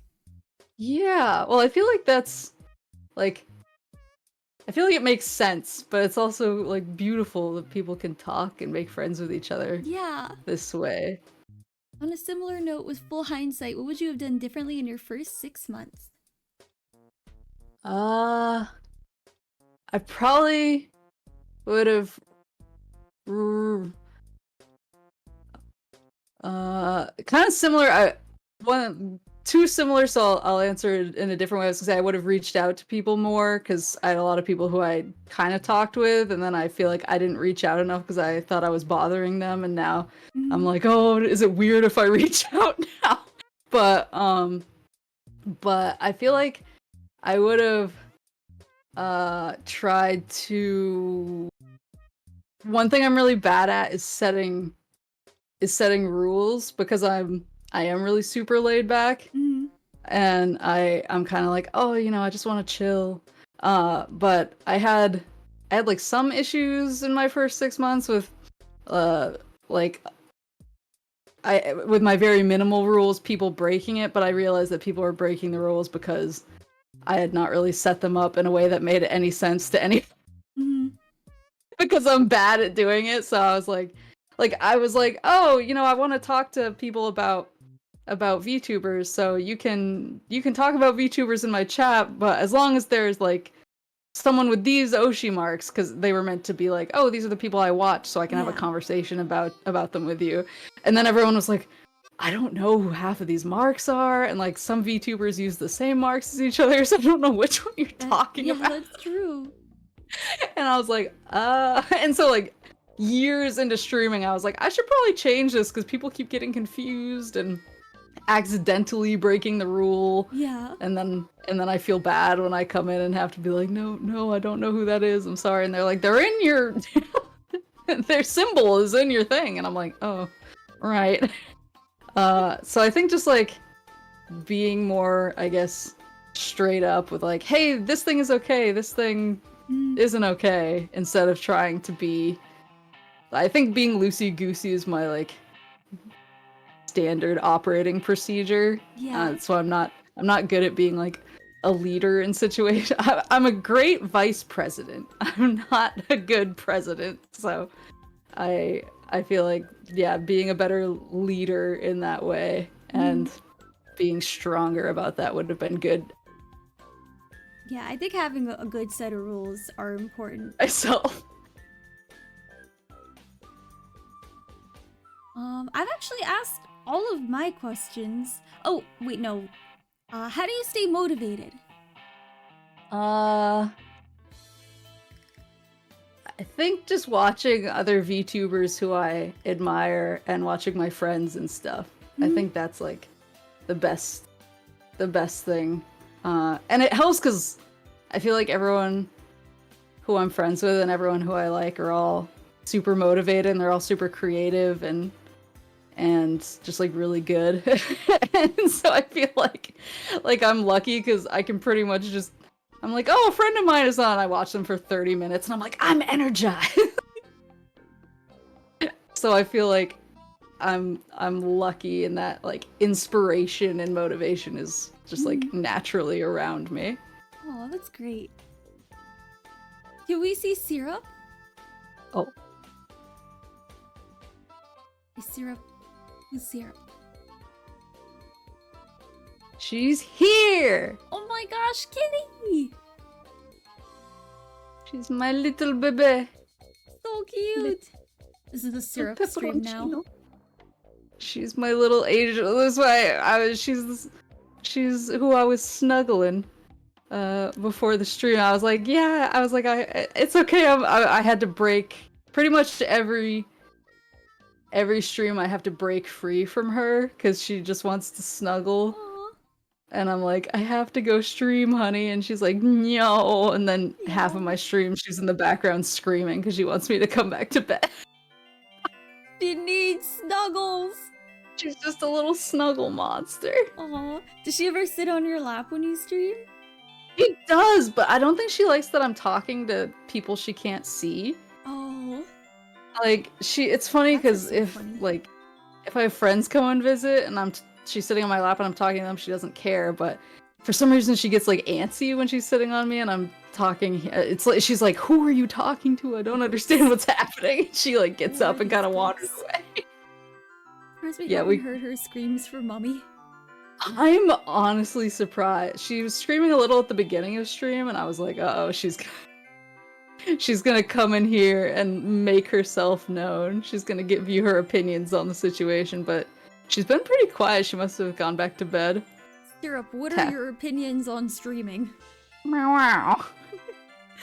I want my mommy. Syrup, would you ever become a VTuber? I already am. Meow. Oh, this is true. She already is a VTuber. She's so cute. She's like 90%. Every stream I come on, I'm like, so let me tell you about all the amazing things she did today. She washed herself. Let me tell you about my child. Mm-hmm. Syrup is a 5-pound feather duster with the biggest eyes. That's She's 6 pounds now. She's chonking up. They said she needed to gain a little bit of weight because she's an old lady. She's like 13. Aww, baby. And she started getting a little thyroid situation going on. And so she's on medicine now and she's much better. But they're like, yeah, you should try and like make sure that she wants to eat, and she loves eating. So they were like, try maybe get a pound on her or something, just in case her just in case her thyroid acts up. And so she chonked up to a chonky 6 pounds now, but she's like more snuggly than ever because she's like, look at all this extra fluff I have, mummy. Oh, so cute. Won't be allowed to rise and shine again. I haven't left my bed since last year. Do you do like good morning tweets? No. Okay, like I was trying. I tweet pictures of bread. That's about it. See, like my face. I did every morning I would wake up and tweet rise and shine, and but I always wanted to be like creative with it, and so I was like rise and shine and like here's something to go with it. And then I was like, some days I was like, I don't have anything funny to post. I can't just post rise and shine by itself. It looks so low effort. And then I fell out of it, and now no one has gotten out of bed in years. Oh no. They haven't left the bed. They live in the bed now. They have fused. Someday she will learn auto-tweeting on a schedule. Oh yeah, that's a thing too. I only schedule tweets when there's something that I absolutely I'm like, I can't forget about this. I need to remember this. And then half the time I forget about it and it goes out and everyone starts replying and I'm like, what's happening? Same. I schedule tweets and then I see I get Twitter notifications. I'm like, what did I do? What did I tweet? Why am I blowing up right now? Who said what? Yeah, who tweeted about me? Oh, it was me. We have to remind her to tweet her schedule on Discord. Oh, that's like the one thing I'm good about is my schedule. I always or I usually get it up on YouTube at the or not YouTube. I usually get it up on Twitter at the last minute, and then everyone's like, "Remember to post it in Discord and on YouTube," and I'm like, then I have to like open a web page. I get canceled. my friend Asa is the same way. She never remembers to ping her Discord that she's live. I set up a bot for that because I was like, I would do the same thing. I understand. That's smart. I posted on Discord for you, but I don't know about YouTube. Just hack me. It's not that hard. Just hack. Just kidding. Fine. Don't hack me.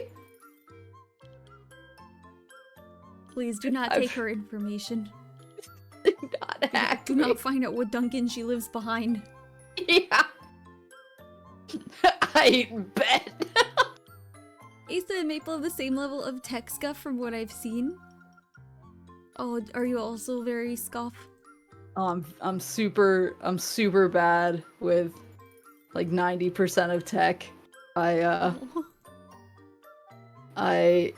like done things and then like months later someone will notice a little thing off and they're like, "Hey, what's going on with this?"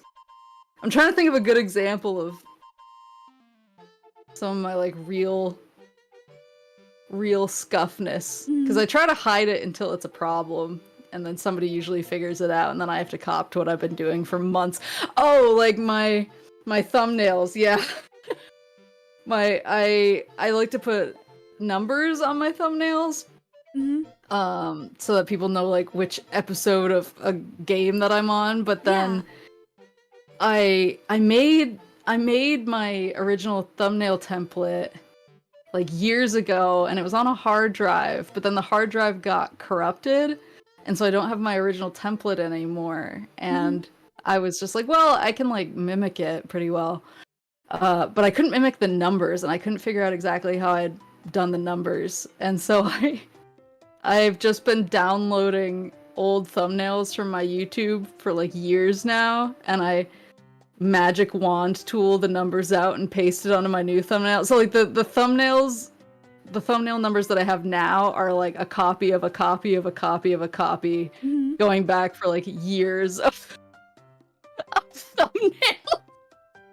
And I forgot how it came out. People were like, "Oh, why haven't you uploaded this? Why don't you do this?" And I was like, because it's all on a hard drive that's corrupted along with all of my thumbnail assets. No. And everyone was like, "Wait, how are you making thumbnails?" And I was like, ugh. She's not. I was like, little Photoshop magic is how. After years. It's, I don't know. I feel like I'm cursed. What happens when the numbers run out? I We don't talk about haven't hit a number running out yet, because I think I have a stream that goes up to like 8 or 9, and I haven't gone past that, luckily. I think Metroid Prime 2 might have been an issue, and I just stopped putting numbers on the thumbnails and pretended like I forgot. Hey, if it works, it works. Don't knock it till you try it. It's a system. It is, and it works. Get yourself a system.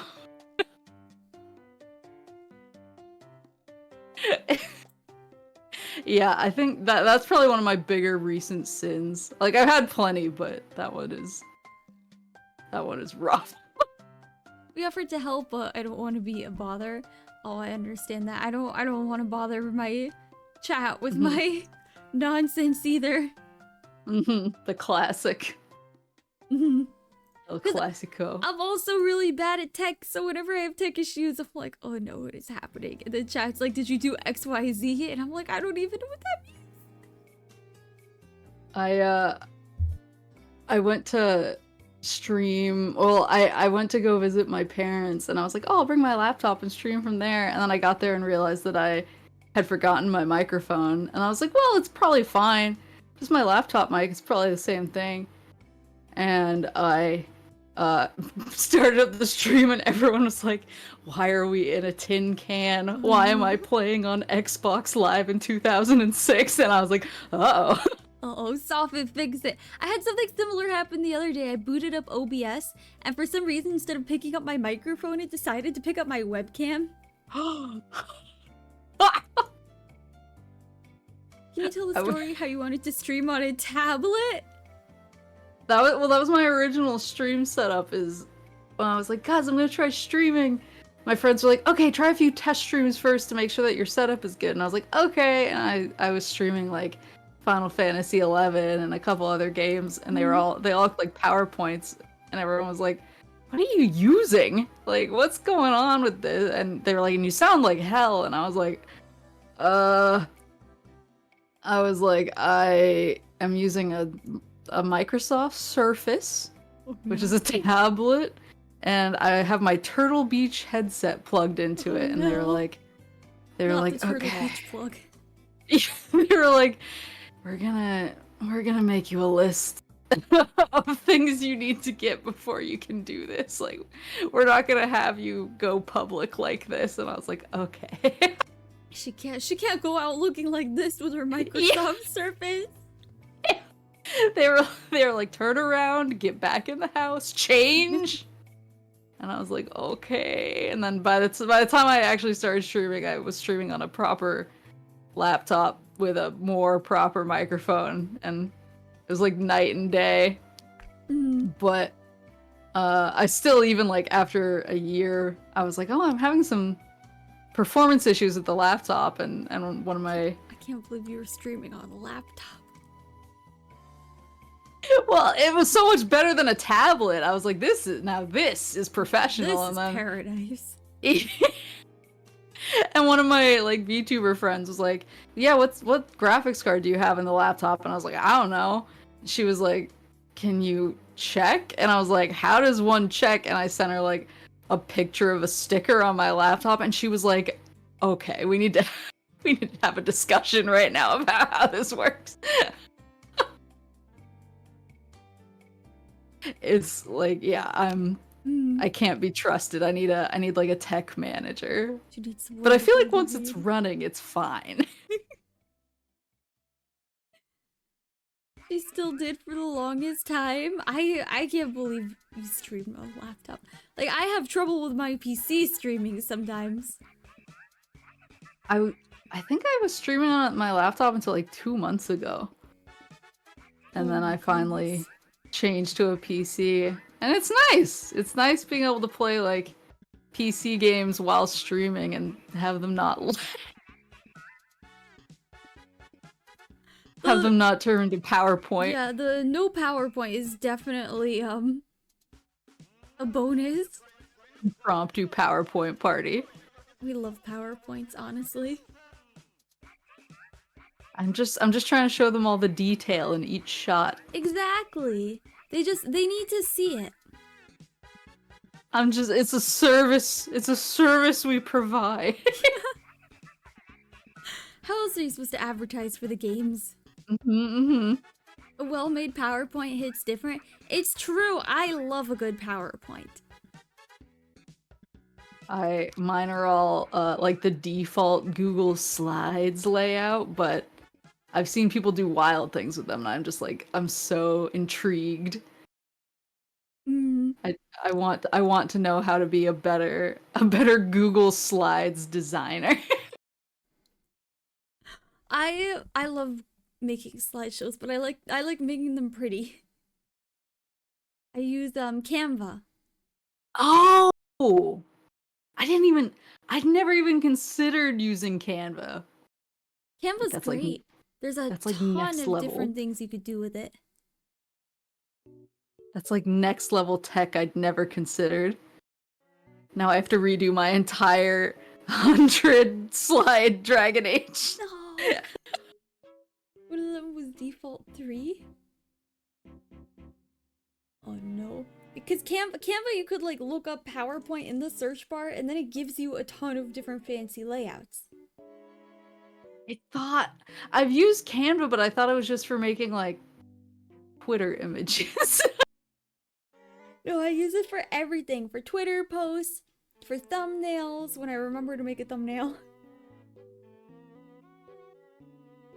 Now I'm like, I feel like I'm gaining like forbidden knowledge. Like every 15 minutes in the stream, I'm like, oh, that's something I need to check out. Oh, that's something I need to do. See what we have to work with. It's okay, guys. Yeah, but I'm leveling up so much right now. Yeah, you learn something every day. Today it's Canva. I'm gonna come back stronger than ever. She will. She will come back with fancy PowerPoints. Do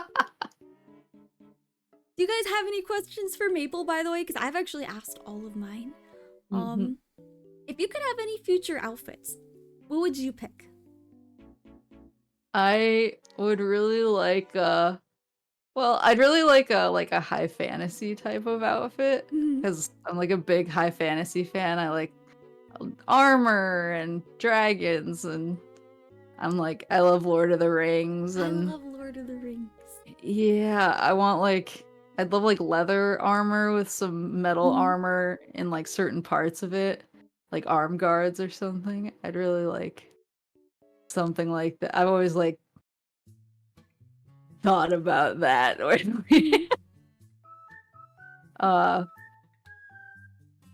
think that's like, and then in the back of my mind, I'm like, I want a Metal Gear outfit. She needs Metal Gear. I want a sneaking suit. She needs to sneak. If you were to rebrand as something completely different, what would it be?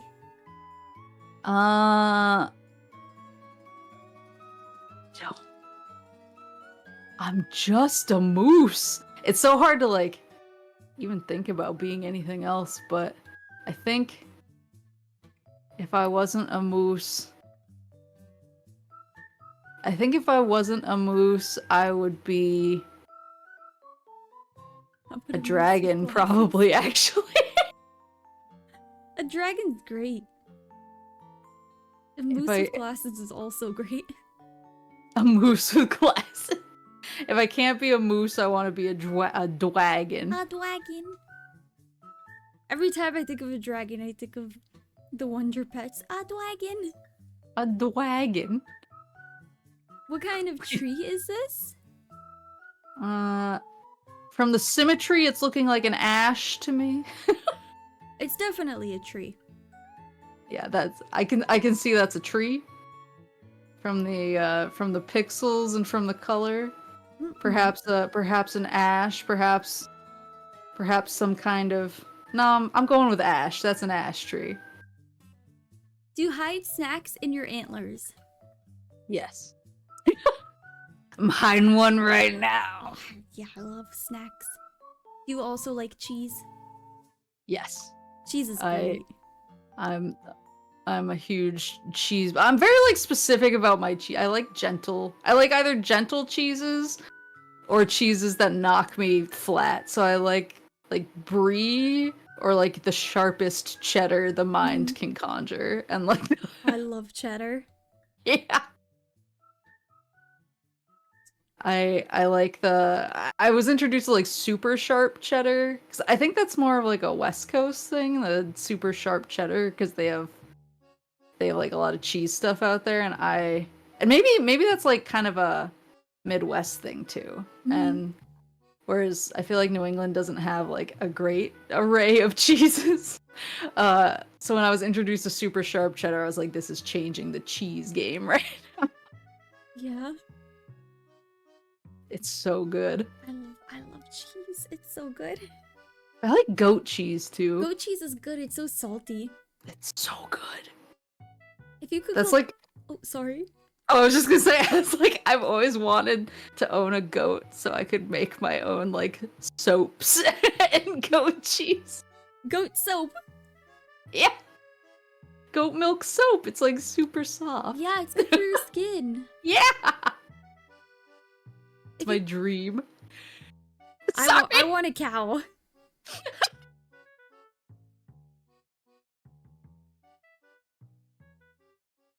If you could collab with any non-VTuber, who would it be and why is Northern Lion the right answer? No, it would be Aaron Hansen from Game Grumps to prove once and for all that I'm better than him. She I is the had- better gamer. I had a guy in like I want to say it was in like my first year of streaming. I had a guy roll into my first ever Sonic stream and he was like, man, she's as bad as Aaron Hansen. And I got really, I knew what that meant and I got really upset and I deleted the comment, but then it lived rent-free in my head and I went and I looked up like how to be a better Sonic player and I like practiced playing Sonic. I was like, no one will ever call me Aaron Hansen again. Competitive Sonic. And it became like a thing where I feel like every other stream now I bring him up. Like I'll fail at something and I'll be like, he was right. Oh no. And now it's just become like this thing that I never stop thinking about. So I need to collab with Aaron Hansen. Oh So no. that I can prove that I'm better and I can stop thinking about it. I don't think we could get Aaron Hansen on the Twitch.tv. I'll fight. I'll just send him. I'm gonna send him a check in the mail for a bunch of money I don't have, and I'm gonna be like, please, I need this. You don't understand. Maybe you could just like write to his producer, like, "Hey, we can televise this." Yeah, hey, I need you to show up, and so I can show that I'm a better gamer than you. Maybe at the back of the Dunkin' so we could fight. Yeah. Come to the back of the Dunkin' in 10 minutes if you want a butt kicking. How far do you think you could throw Tenshi? Throw me? I don't think I can. I mean, you can't see my arms, but they're pretty thin. All the muscle is in the antlers. See, no throwing allowed. Yeah. Can the goat eat the pokeweed? What is pokeweed?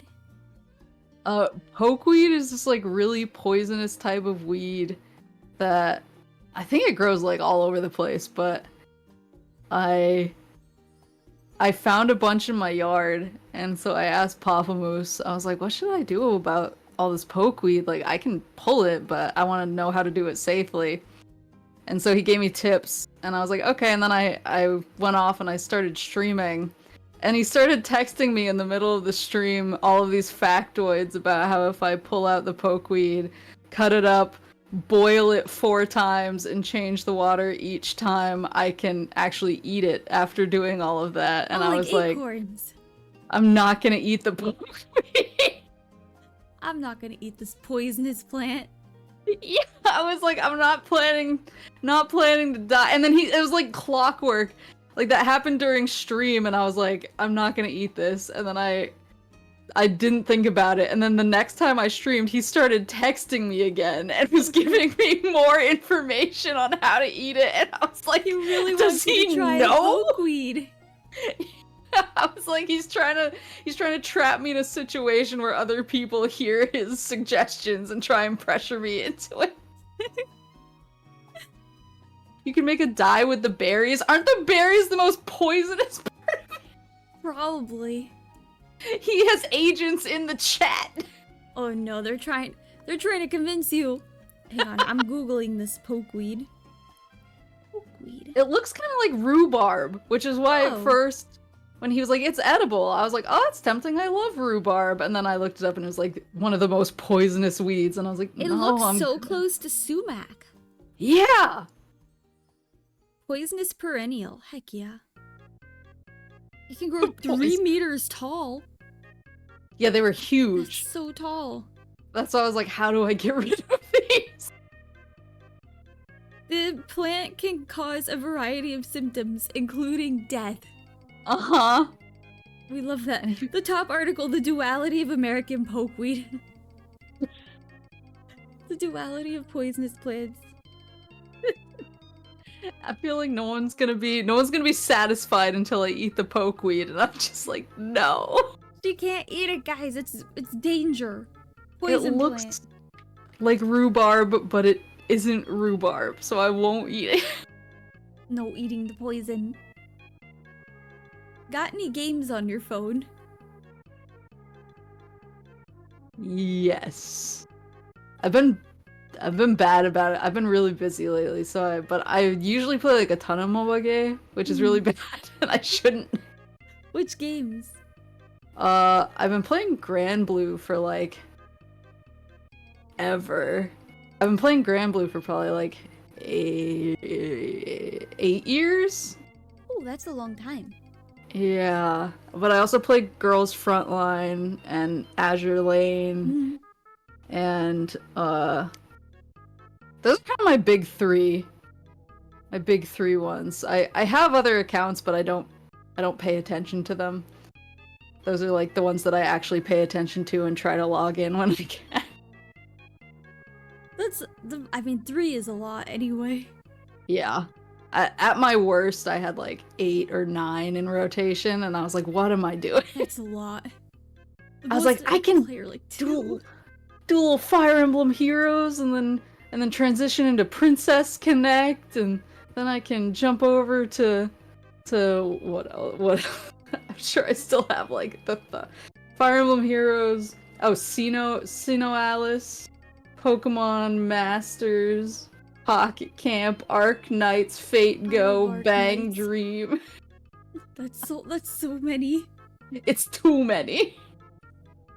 She's gotta purge the games on her phone. Mm-hmm. How So can now we be I'm- here when Tenshi told us several times moose aren't real?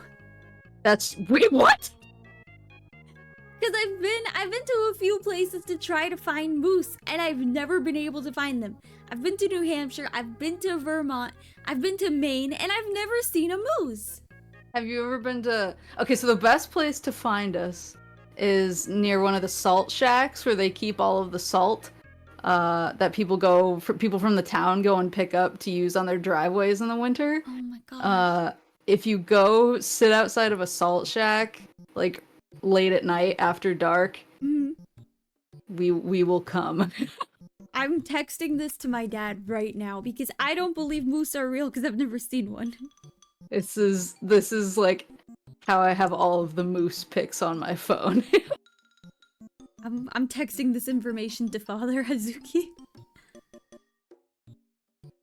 Yeah, the salt shacks are like the moose enjoyer's greatest weapon. Okay, it has been sent. I've told Yeah, him. if you can find a salt shack, that is key because they love going and licking. Oh, like deer. Deer also love salt licks. Mm-hmm.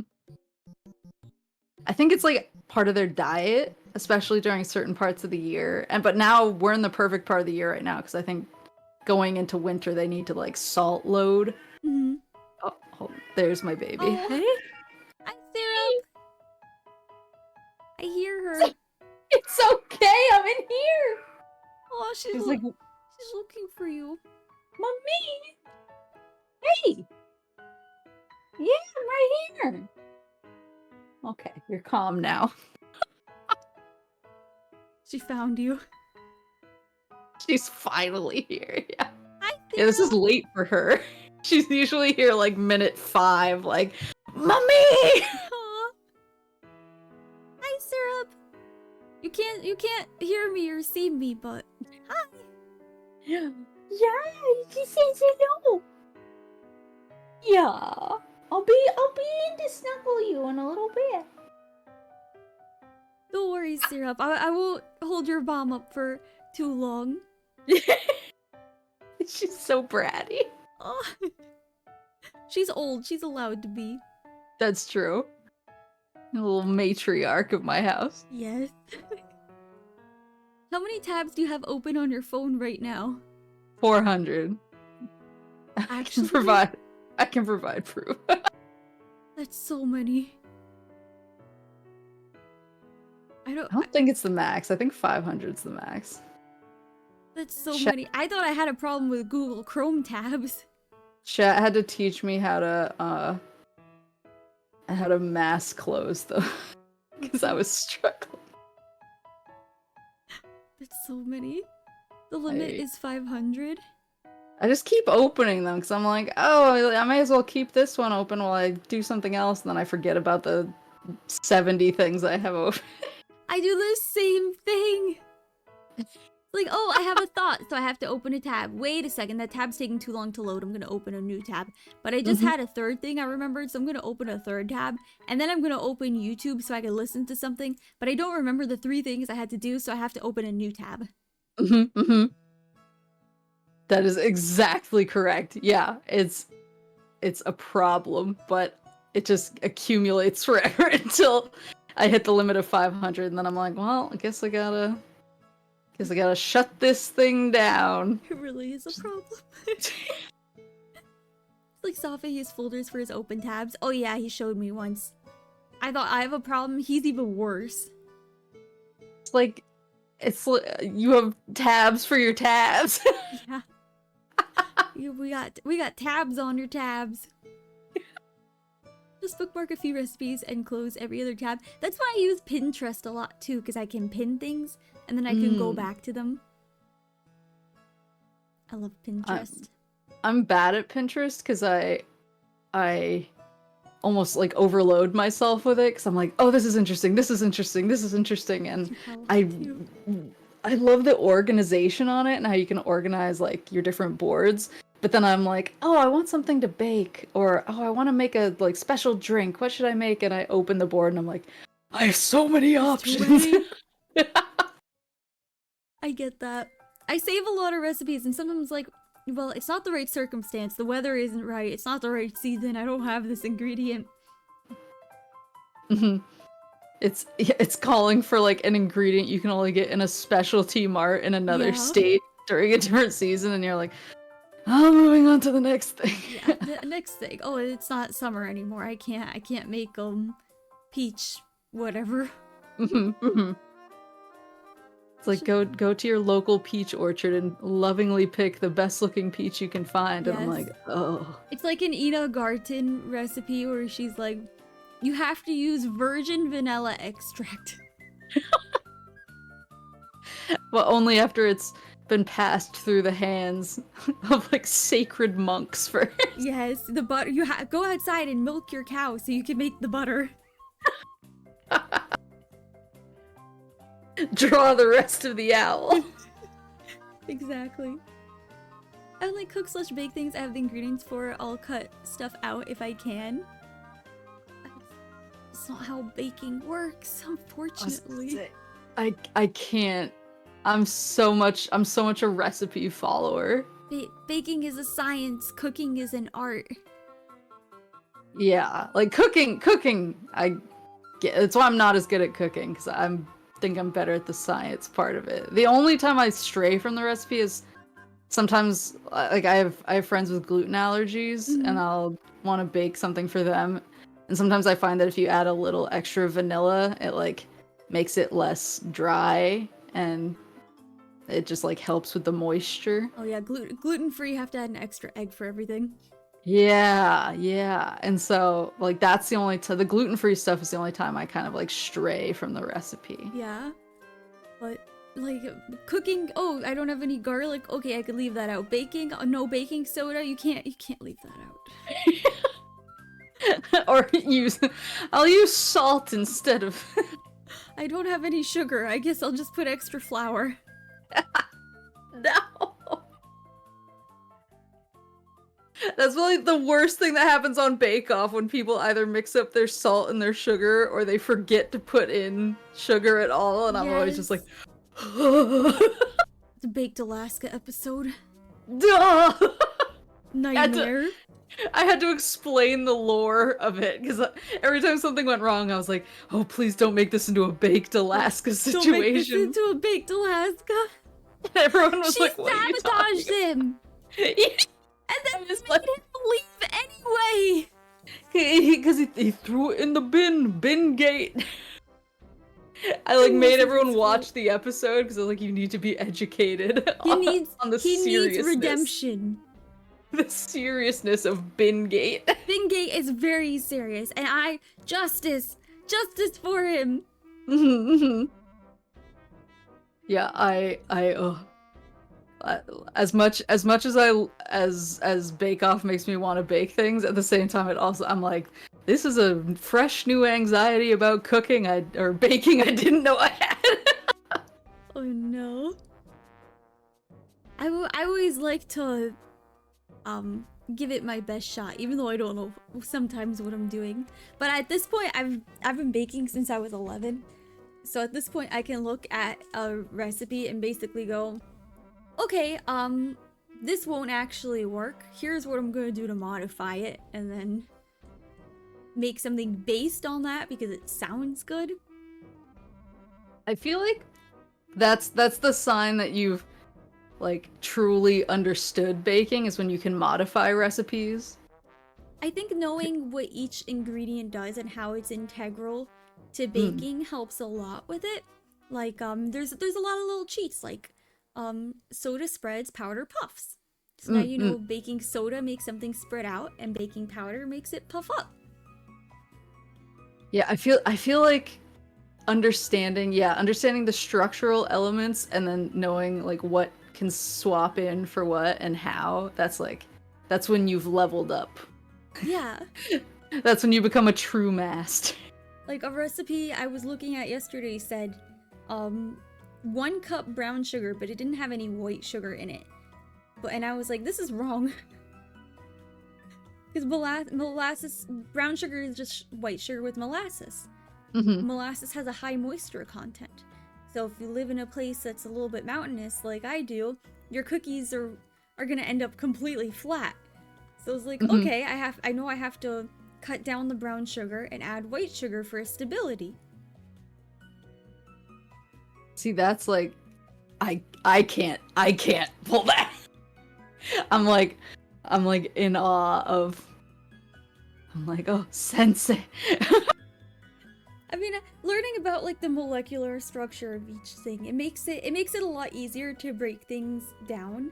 But a lot of it's pretty easy once you get the hang of it. I like to say the only math I could do is baking math. Good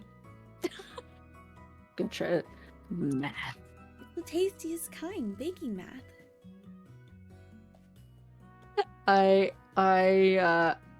sometimes will mess up like cups and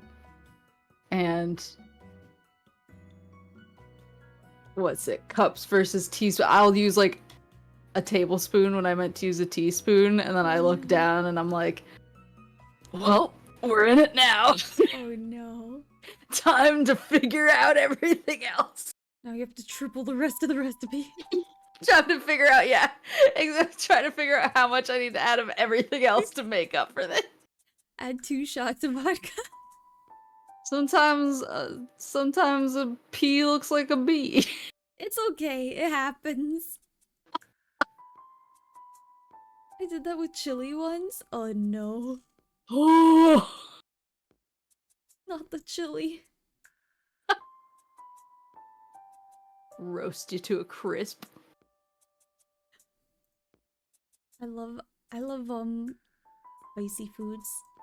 So I have this thing, it's called like chili crisp, and it's like an oil with crunchy chilies in it, and you could put it as a topping in things. It's really good.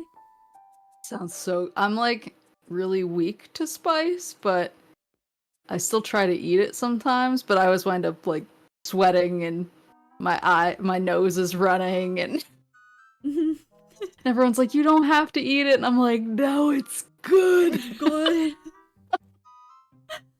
White woman level of spice, ketchup. Ketchup, yeah. Sometimes the water is spicy. Is there salt in this? It's spicy. Oh my god. No, go ahead. I was just saying, I went to a curry restaurant one time and I ordered the 0 level spice out of 10. And they brought me a 2. And I was like, it's fine, you don't have to take it back. And I was sweating so much. They brought out a glass of milk for me for free.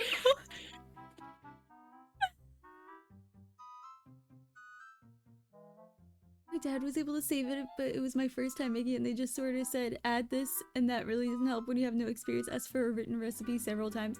Oh yeah, that's why my dad doesn't give out recipes either. Because everything's in his head, so he's like, I can't just tell you because this is what looks right to me. It's like, I know how it feels. Yeah. If it feels and smells right, you're doing it right. It's like, you have to take me to your house to prepare it for you. Can I stand next to you and hover over your shoulder while you prepare this?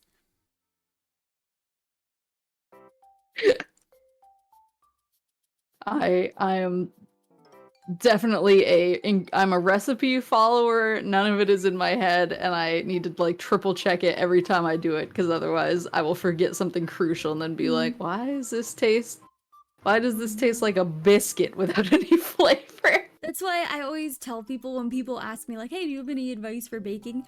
Read the recipe all the way through before you begin. Mm-hmm. Or you get like to the third step and it's like, now before you add this, make sure it's this consistency, and you're like, that is already in there. That is already an issue. The French toast last time I made it because they didn't bother Googling it. You just ended up with soggy bread. It's just a French toast. If he accidentally made the wrong French toast, it was a baguette. A baguette. It was edible but not good. Ugh.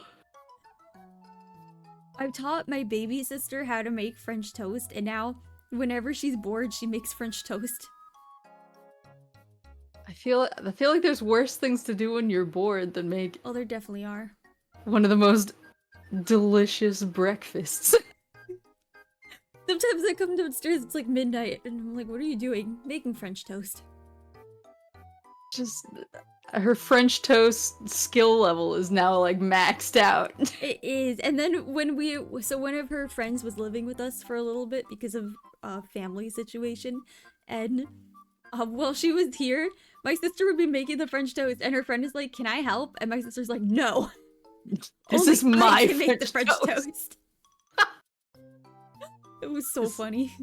This is my French toast. This is my I am the French toast I am NPC. the French toast master. Yesterday, she made dinner.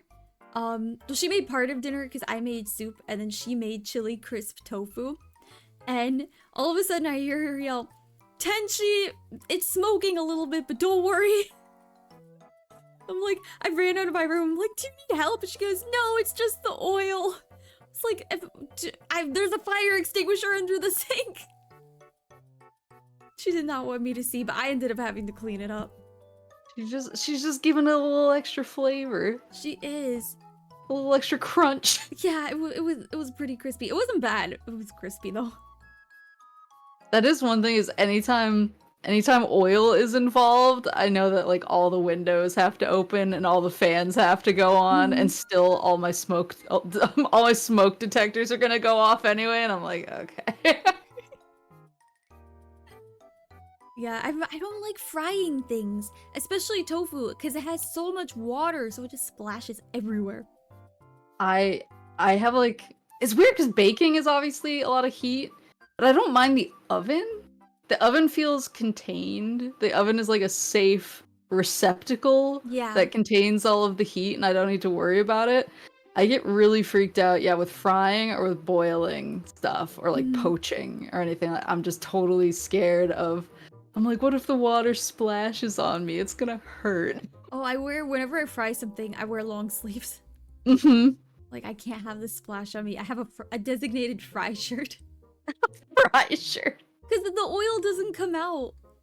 So I don't want to ruin his shirt, and I have a designated fry shirt. Just get a shirt that says like, for God's sake, I just want to fry. That's a great shirt. My house, we call the smoke detectors the dinner alarm since it goes off whenever everyone cooks. Not me, though. Not me, though. I think the last time the smoke detector went off, I I almost set the oven on fire, but it wasn't actually my fault because there was a hole in the pan of something I was baking. And it was dripping to the bottom of the oven and no one knew until all of a sudden there was smoke coming out of the oven. Oh my god. I've luckily never had an oven situation. It's all above ground stuff. It's all just like billowing smoke coming off of something that isn't actually burning, but the oil is producing so much smoke that I like can't control it. The oil's too hot. You ever get a grease/oil burn, rub yellow mustard on it? You can also rub butter on it. Butter works too for burns. But in particular, you're actually supposed to run it under cold water. Not ice. Not ice? Not ice, no. You run a burn under cold water. Whoops. A lot of people make the mistake because, like, in TV, they're like, get the ice, she's burnt. But no, you're actually supposed to run it under cold water. Huh. I've been making mistakes. He ate the burn butter. I burn my like hands quite a bit just because I do like wood burning, and sometimes it slips or stuff. You know, I think it's more cooled down than it is, and it's not. And but every time I do it, I'm like, all right, it's time for the ice, and then I'm like, why doesn't this feel better? And now like my life is flashing before my eyes. I'm like, oh. Oh, it needs cold water. Also hunch over like a gremlin instead of using a stand. Yeah. It's easier to control. The gremlin posture when you're drawing. Yeah. You gotta lean over it. There's something about it that just feels like you have more control that way. Exactly, yeah. Whenever people post pictures of like an artist using a stand-up easel, I'm like, how? I know! When I see people using easels, I'm like, that's witchcraft. I need my project flat and I have to hunch over it like a shrimp. Yeah. I need to like float over. Yes. I need to be suspended over it by a crane. Yes, and then I need to get as close as possible to it. So I can see every tiny detail. It's yes. The worse the posture, the better the art. So true. Yes. It's why every like great artist I know is like, I'm in pain. My back hurts. My wrist is broken. Speaking of, Tenshi, feet off the table. Oh! Don't tell me where to put my feet.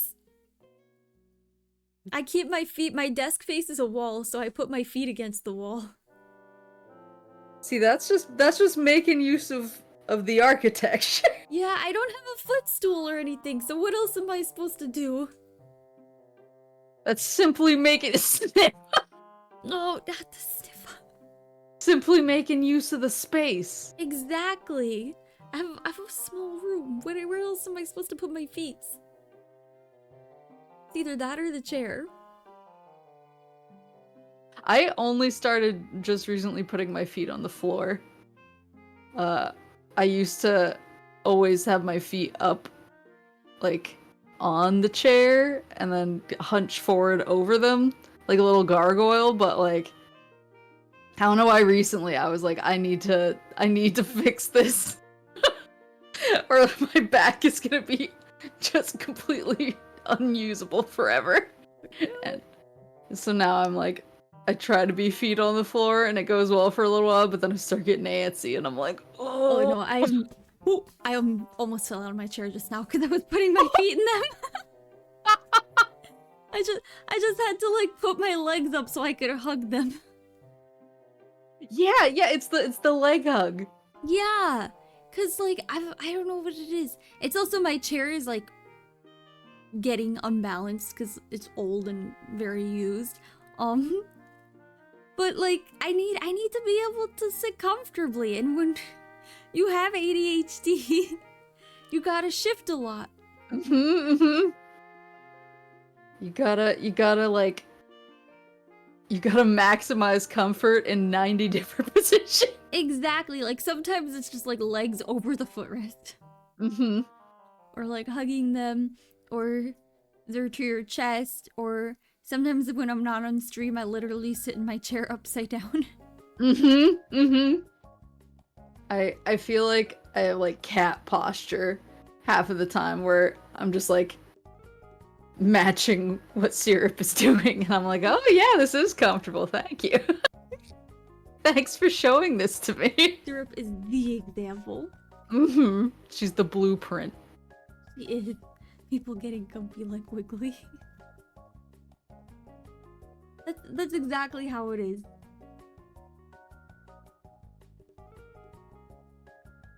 I will break my spine for comfy. Look, sometimes you just need to compress yourself into a tiny box. Sometimes you need to be atomized. Yes. I need to shrimp. Mm-hmm. Mm-hmm. I don't know. It's just comfy maxing, and if you don't know how to comfy max, I don't know what to tell you. Exactly, yeah. I'm sorry, your life is like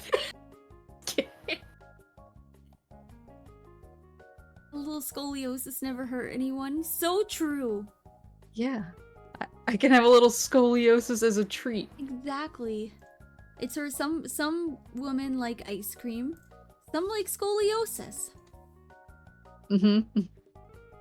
Some Both women ways. like eating ice cream while developing scoliosis. Yes. No? I'm constantly rotating my leg position because my knees and hips get uncomfortable quickly. Kind of same. I was thinking about putting my desk back in standing, but then I was like, oh, I don't want to stand up. That's like my weird like getting old thing is suddenly I'm experiencing my hips cracking, which has never happened before, and I'm like, what is this? She's turning into a hag. Like stand up after a stream and stretch and my hips yeah. crack, and I'm like, what was that? When I stretch on stream, I can feel my vertebrae realigning. I can sometimes just feel like, yeah, all the like little popcorn. Yeah. Like when I lay on the floor and I feel like my spine realign. Oh, that reminds me. Great. Hag Ugh. love? We love hags.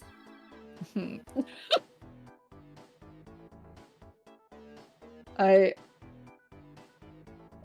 am one of I'm certainly one. It's okay. Everyone gets old. I do like to really like throw the dartboard, or I like to throw the dart at the dartboard about like, I know there's some people who are like, oh yeah, my age is this or my age is around this, but I like to obfuscate the situation and just be as vague and insane as possible. So Maple sometimes is 310 years old. yeah, exactly. Or when I went to meet the other VTuber at Otakon, I was like, what do I tell her to look for? Like some moose pushing 40, and everyone was like, I didn't know that was your age. And I'm like, ha, is it? They will never know. Yeah. People was born before color was invented. That's true. She knew the world when it was black and white.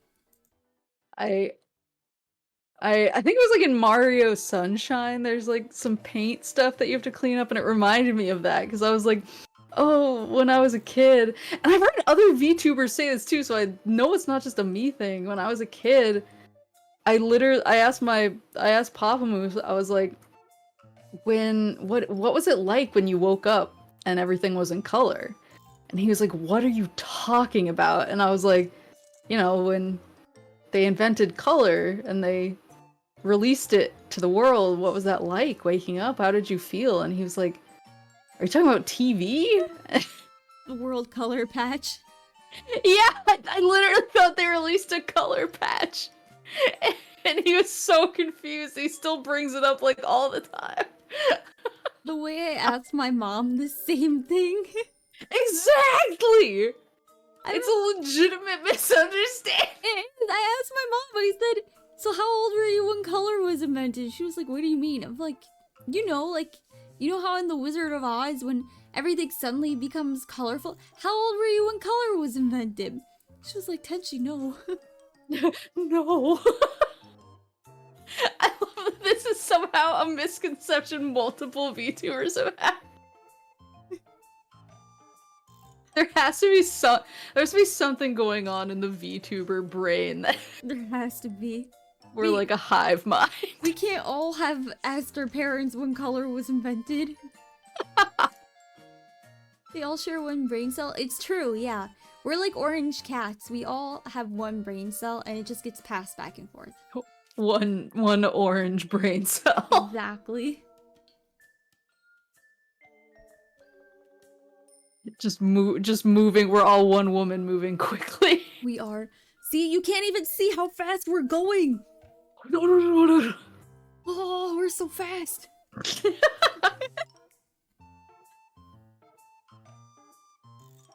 Have you seen two women in one room? No. Never. I've never seen a woman before.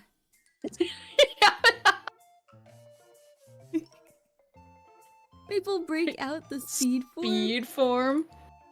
Do you have a speed form? What do you mean, this?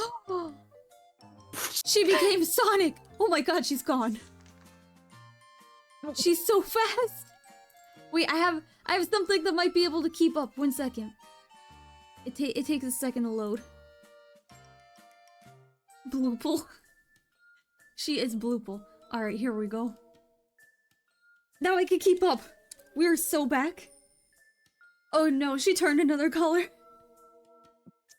We are zooming. So cute! Chaos control. Oh no, she is chaos.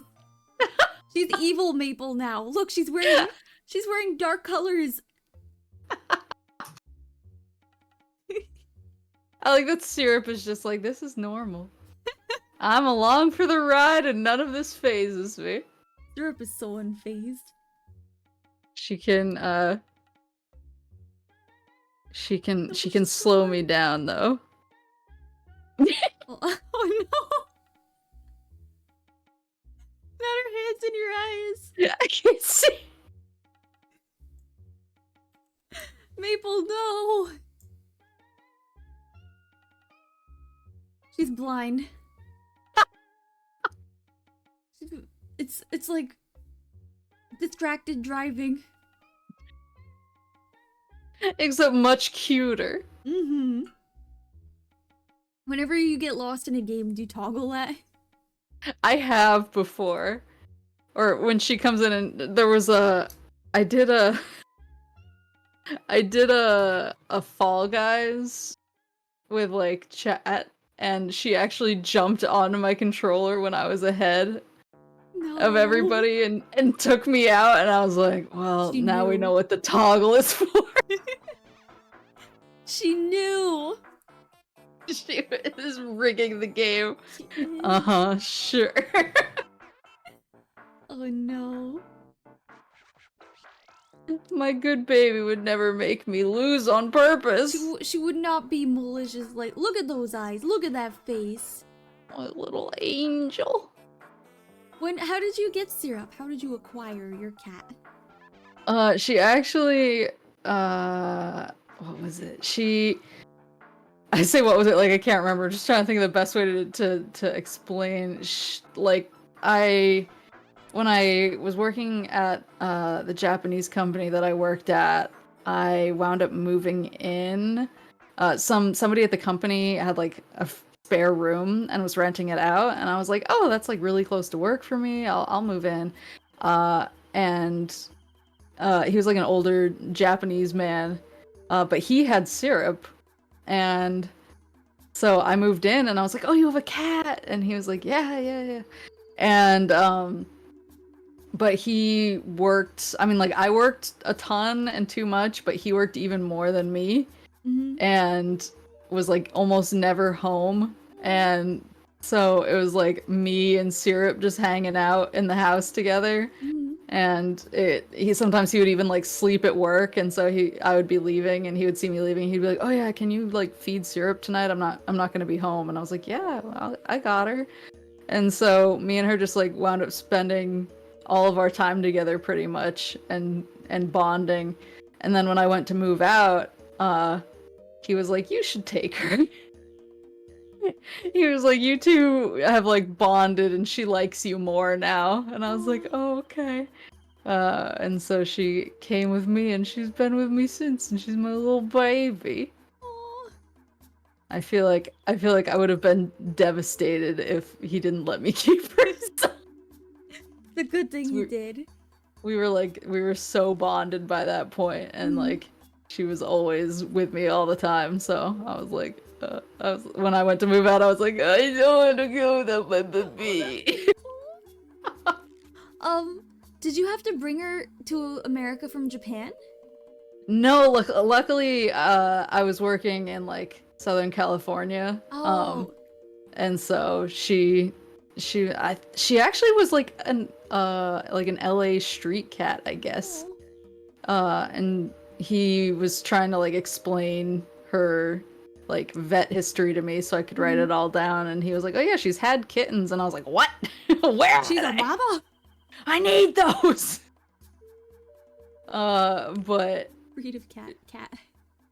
But she yeah, basically I've tried to figure out what she is. I've gone to cat shows and I'm like, "Hey, do you know like what breed this is?" And they're all like, "That looks like a cartoon." And I'm like, "Yeah, Wait, can I she's see a picture of her? Yeah, she's so cute. She's my little baby. And yet nobody knows what she is. She's like a mystery breed that everyone is like, I guess that Her breed is perfect angel. So true. Or demon? in order to find the good pics, I just have to search for spoiled in my Discord, and I know that it'll pop up. That's funny. Every single time I post her, I'm just like, spoiled! She's spoiled. My little baby. So it's like my baby. I spoiled her rotten. She has the biggest round eyes. She does. I mean, her model does. She's so freaking cute. I would ask if you're a cat or a dog person, but I think it's obvious. I love all animals, honestly. But I love my cat. She's a special baby. If I went to a petting zoo and pet a sheep, it'd be different than going home and petting a dog.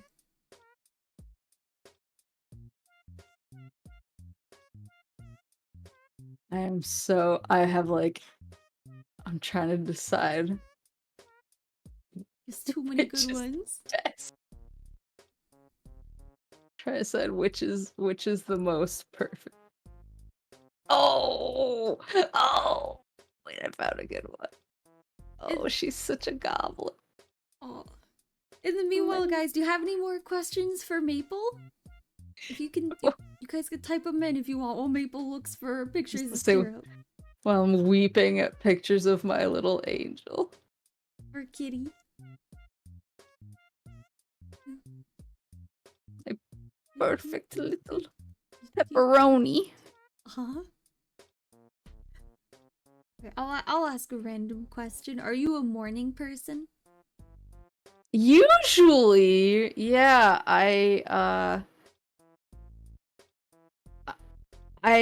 like waking up early. I like waking up early. And I like being up before everybody else. And I usually have to wake up pretty early for work and stuff. So I'm used to it. But I feel like streaming kind of messes with me because I used to go to bed a lot earlier. Yeah. And then I'd wake up earlier, but ever since I started streaming, I lose track of time when I'm streaming. And then I look over. Pretty much every stream ends with me looking over and going, "Oh, I didn't know how late it was. I'm so sorry." Same. Yeah. I usually end close to midnight. Yeah. Yeah, it's like I usually wind up ending around midnight, but I used to go to bed at like 10 p.m.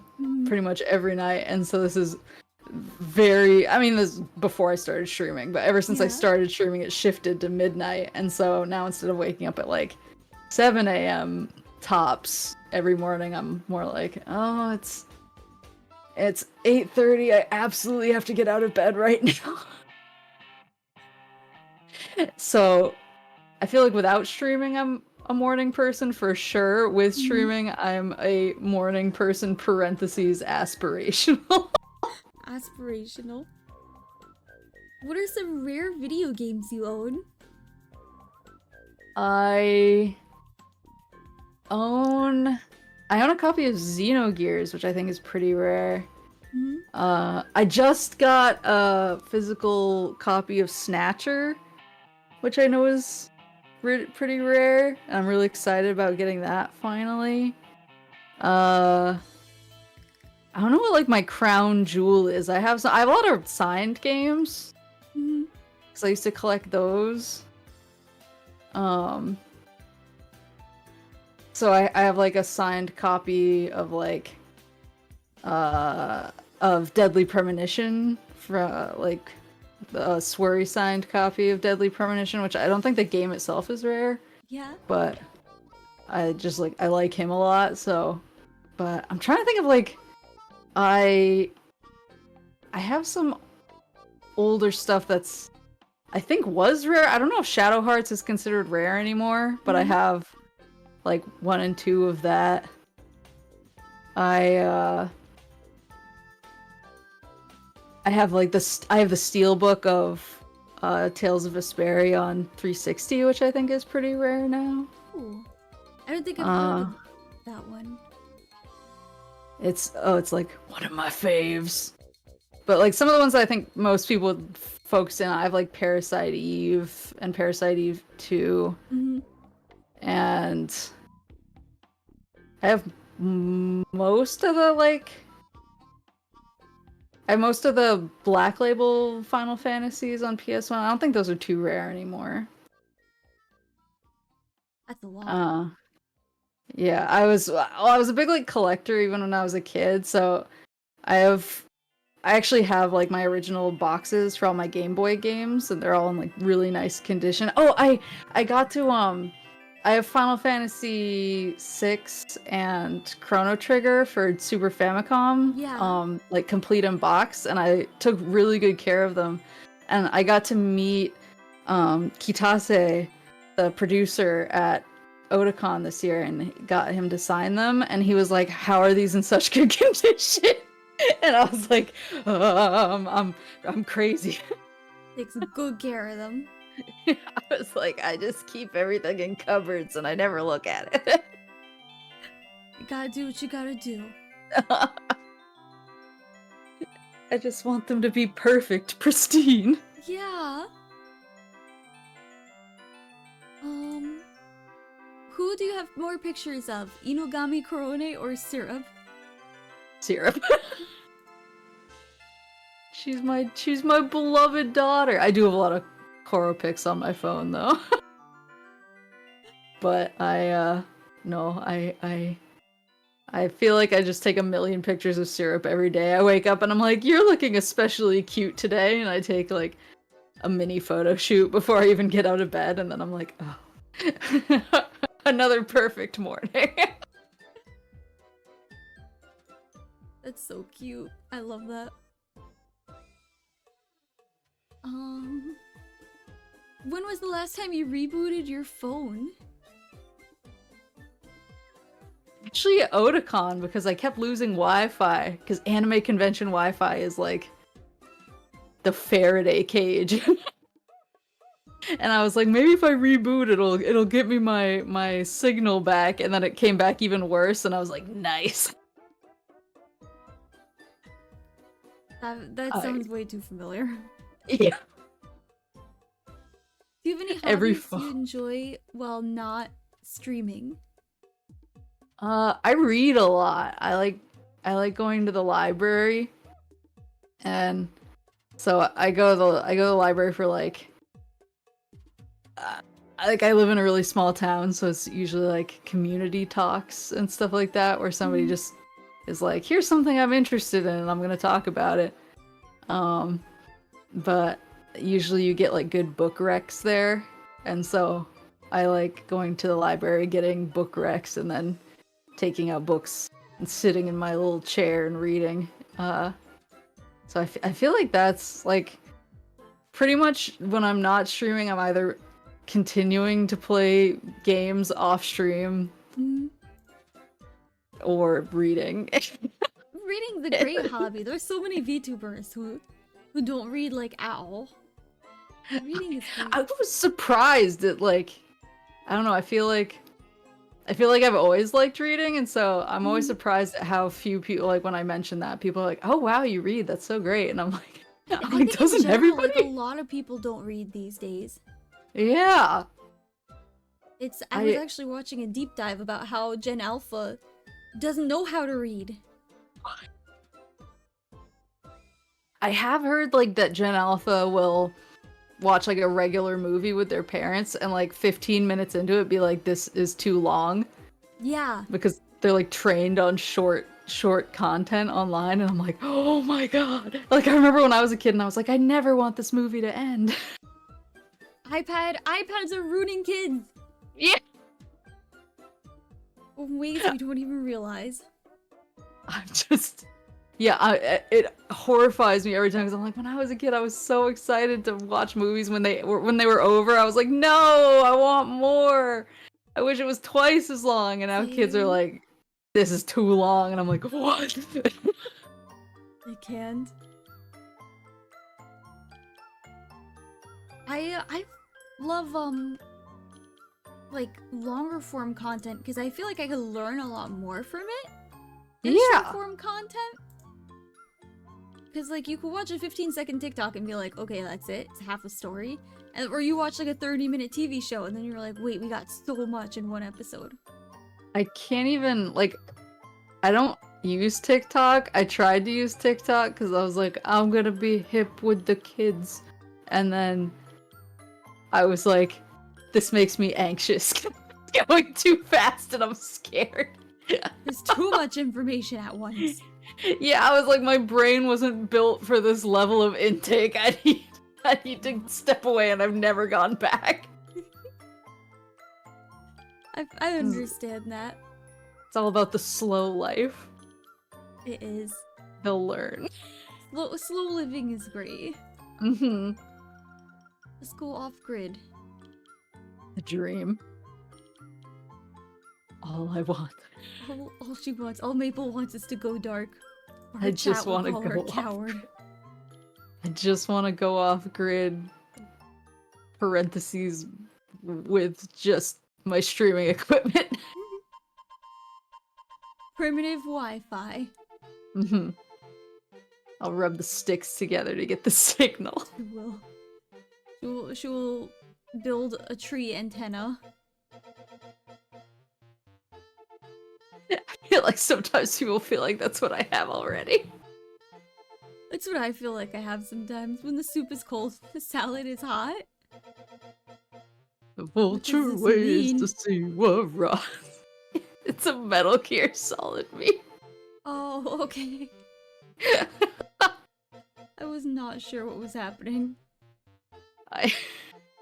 So I had a Metal Gear Solid like meme review stream, and I knew she'd remember.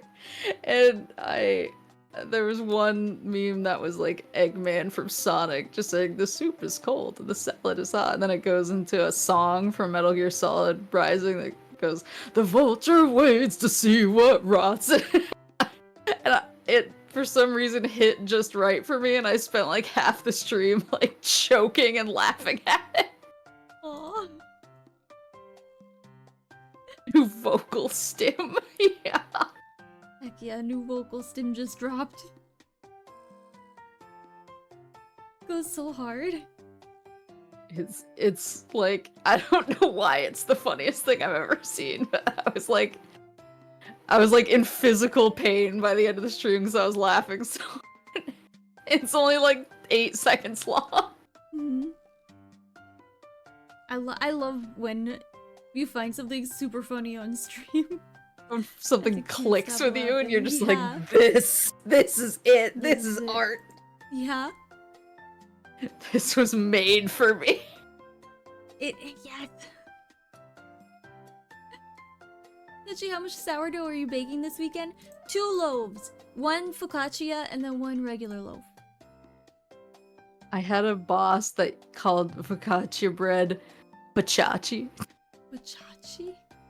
So I went to pick up lunch for like some of my coworkers, and I was like, "Boss, you want anything?" And he was like, "Yeah, get me the turkey sandwich, but I want it with the focaccia bread." And I was like, "The what bread?" And he's like, "The focaccia bread." Bachachi bread. And I was like looking at the menu, and I was like, "Focaccia?"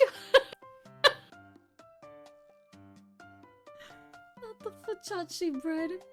The focaccia bread. This is my new favorite bread. Focaccia. It is the only bread I will eat from now on. RIP to all other breads. The focaccia bread. The focaccia bread. I had to start my sourdough process earlier today because of the interview, because normally Thursdays I've been taking off to bake. So I was like So you panic must- baking. I'm so sorry. Okay, don't worry about it. I was like, uh-oh. The hardest part about sourdough is just the bulk rise, like the timing and understanding the timing. Because if the weather is different, if it's raining, if it's too sunny, if there's a chance of like snow, the sourdough will rise differently. The focaccia will rise differently. Focaccia's in my head now. What is your sourdough starter's name? Bready Mercury.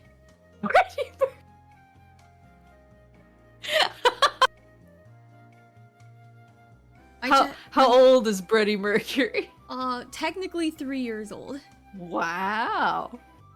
but I've had it for 3 months. Someone gave me part of their starter in exchange for bread because they did not understand how to make bread. I was like, okay, I can figure this out in a weekend. You just had a 3-year-old starter and didn't know how to make bread. Yeah, apparently they've been trying for a really long time. Lasted longer than some VTubers. At this point, Bready is ready to debut. Yeah, this is Bready stream. Yeah, my chat's not here for me. They're here for Bready Mercury. You should have like one of those teaser outlines of him, but it's just a blob. Oh, I should. Bready is gonna make his big debut. He's in a jar, like a big glass jar, and it says "Pick your poison" on the front. And if it's sunny out, there's a skeleton on it, and the skeleton shadows onto the starter. It looks kind of ominous.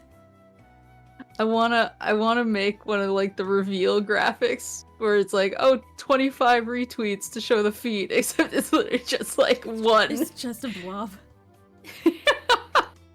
We get our union mandated 30 minutes of Bready updates every stream. This is true. Every stream I tell them how Bready is doing. Union mandated.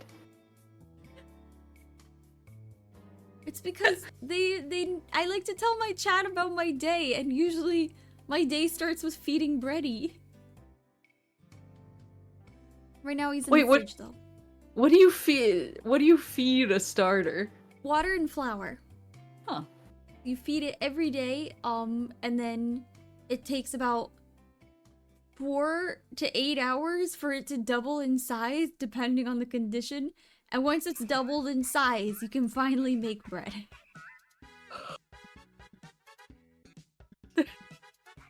Just is it the yeast that? Yeah. So what a sourdough starter is, it's you're basically harvesting wild yeast by collecting the essential bacteria. Mm-hmm. And you use, and that's why it takes a long time to rise too, because it's wild yeast. And it's what creates it produces lactic acid, and that's what gives sourdough the sour flavor. So the further along you use your starter, like if you fed it and then you're using it at like 6 hours, it'll have a more sour flavor than if you used it at like 4 hours. But you have to basically like make the bread and then do stretch and folds to strengthen the gluten, and then you can let it do its bulk rise, which is where you just leave it and wait until it's done proofing, and then you have to shape it and put it in the fridge. So the most tedious part is the waiting. Yeah. I'm like, I just love wild yeast cultivation. I didn't know that it was such like an active ecological process. I'm obsessed. It is. It's our oldest way of making bread. That's so cool. It's actually really fun once you understand it, and you have it like down. You can be like, okay, I know what the bread feels like. Because one of the things I like to do when I make bread, and I tell this to people who want to get into bread but don't really know how, feel the bread. Mm-hmm. That way you can understand what it's supposed to feel like at different stages.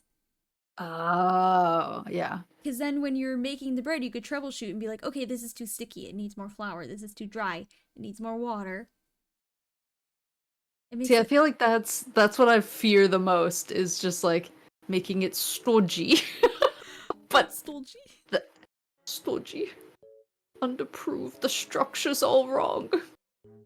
I mean, there are some breads that have a pretty timed rise. Like when I make brioche, it has a 2 to 3 hour rise time, and it does a double rise. So after you've braided it or put it in your pan, it rises only for like another hour.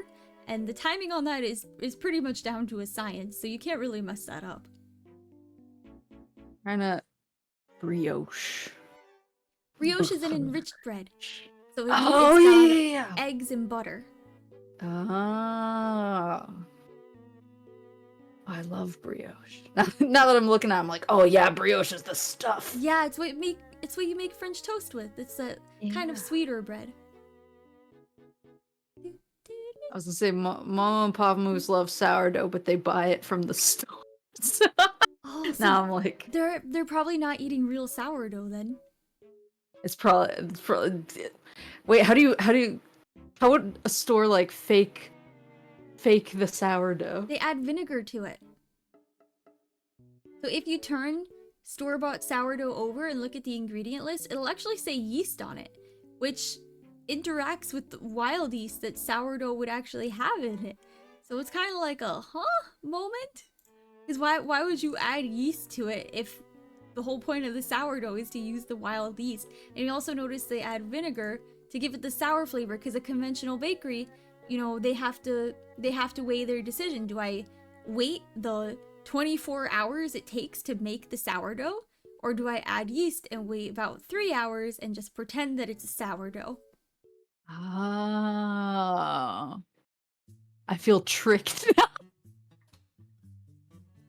How in the world do you not have a bread toggle yet, Tenshi? I have a pensive bread emote. I was gonna say, what would the bread toggle, what would it consist of? Probably me holding a loaf, I don't know. Lugging the loaf. Not lugging the loaf. That's it, the pensive toast. It's wearing my winter hat. It's so cute. Thank you. I made it because I saw someone else's pensive toast emote, and I was like, I need that in my life. So I made it. Instead of Shishi, you're hugging a loaf of sourdough. I mean, I think my mama would be a little like, what? What are you asking me to draw? What do you need me to draw? Whatever makes chat happy, I guess.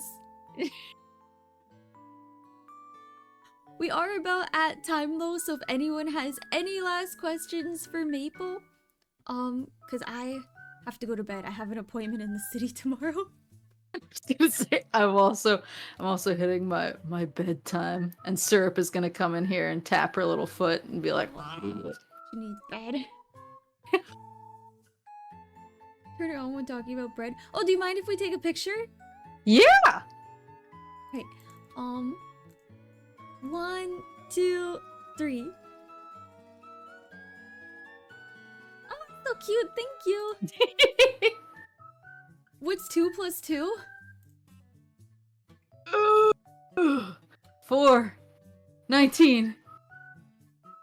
Guys, not those kinds of questions. We can't do math here, remember? No math allowed. All math equations should be banned. They should be, yes. We're gonna have to start banning all numbers. It's the natural progression of things. We only do math here. Don't tell people that. Guys, Twitch is gonna come in and be like, why do they say meth so much? What is happening? We have to cook sourdough. The only cooking we're doing is bread. The great bread bake. Breaking bread. Breaking.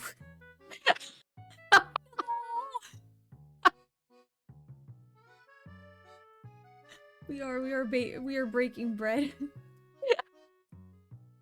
We need to cook. Gotta get it in the oven before it overproofs. Eternal brain rot. How is it Jesus' favorite show? I thought Jesus was dead.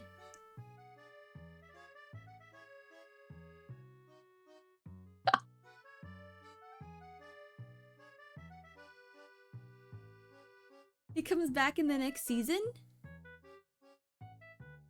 Oh guys, spoilers. We can't talk about spoilers. Anyhow, That hasn't released yet. next patch drop. Yeah. Thank you so much, Maple, for being my guest. I had a really great time. Thank you for having me. Of course, I'm really glad we were able to make it work. I'm so sorry again for the scheduling error. It's okay. It's okay. I was like, oh, I should follow up because I'm also like very. My brain sometimes is like, what? Yeah, normally I write it down in my calendar, but I don't know what happened. This time it just like slipped my mind. I wanted to make sure that I would have it, but my brain went swoop. I understand. Brain is for bread. It is. It's because Thursdays is bread day, so I was thinking about, oh, I'll make bread. I understand. It is okay. These things happen. Yeah. So sandwich and breadable? I'm confused. You know what? I'm not gonna ask. Don't. Well, yeah. I'll just leave it at that. Can we ban lamp? I'll leave that up to the mods.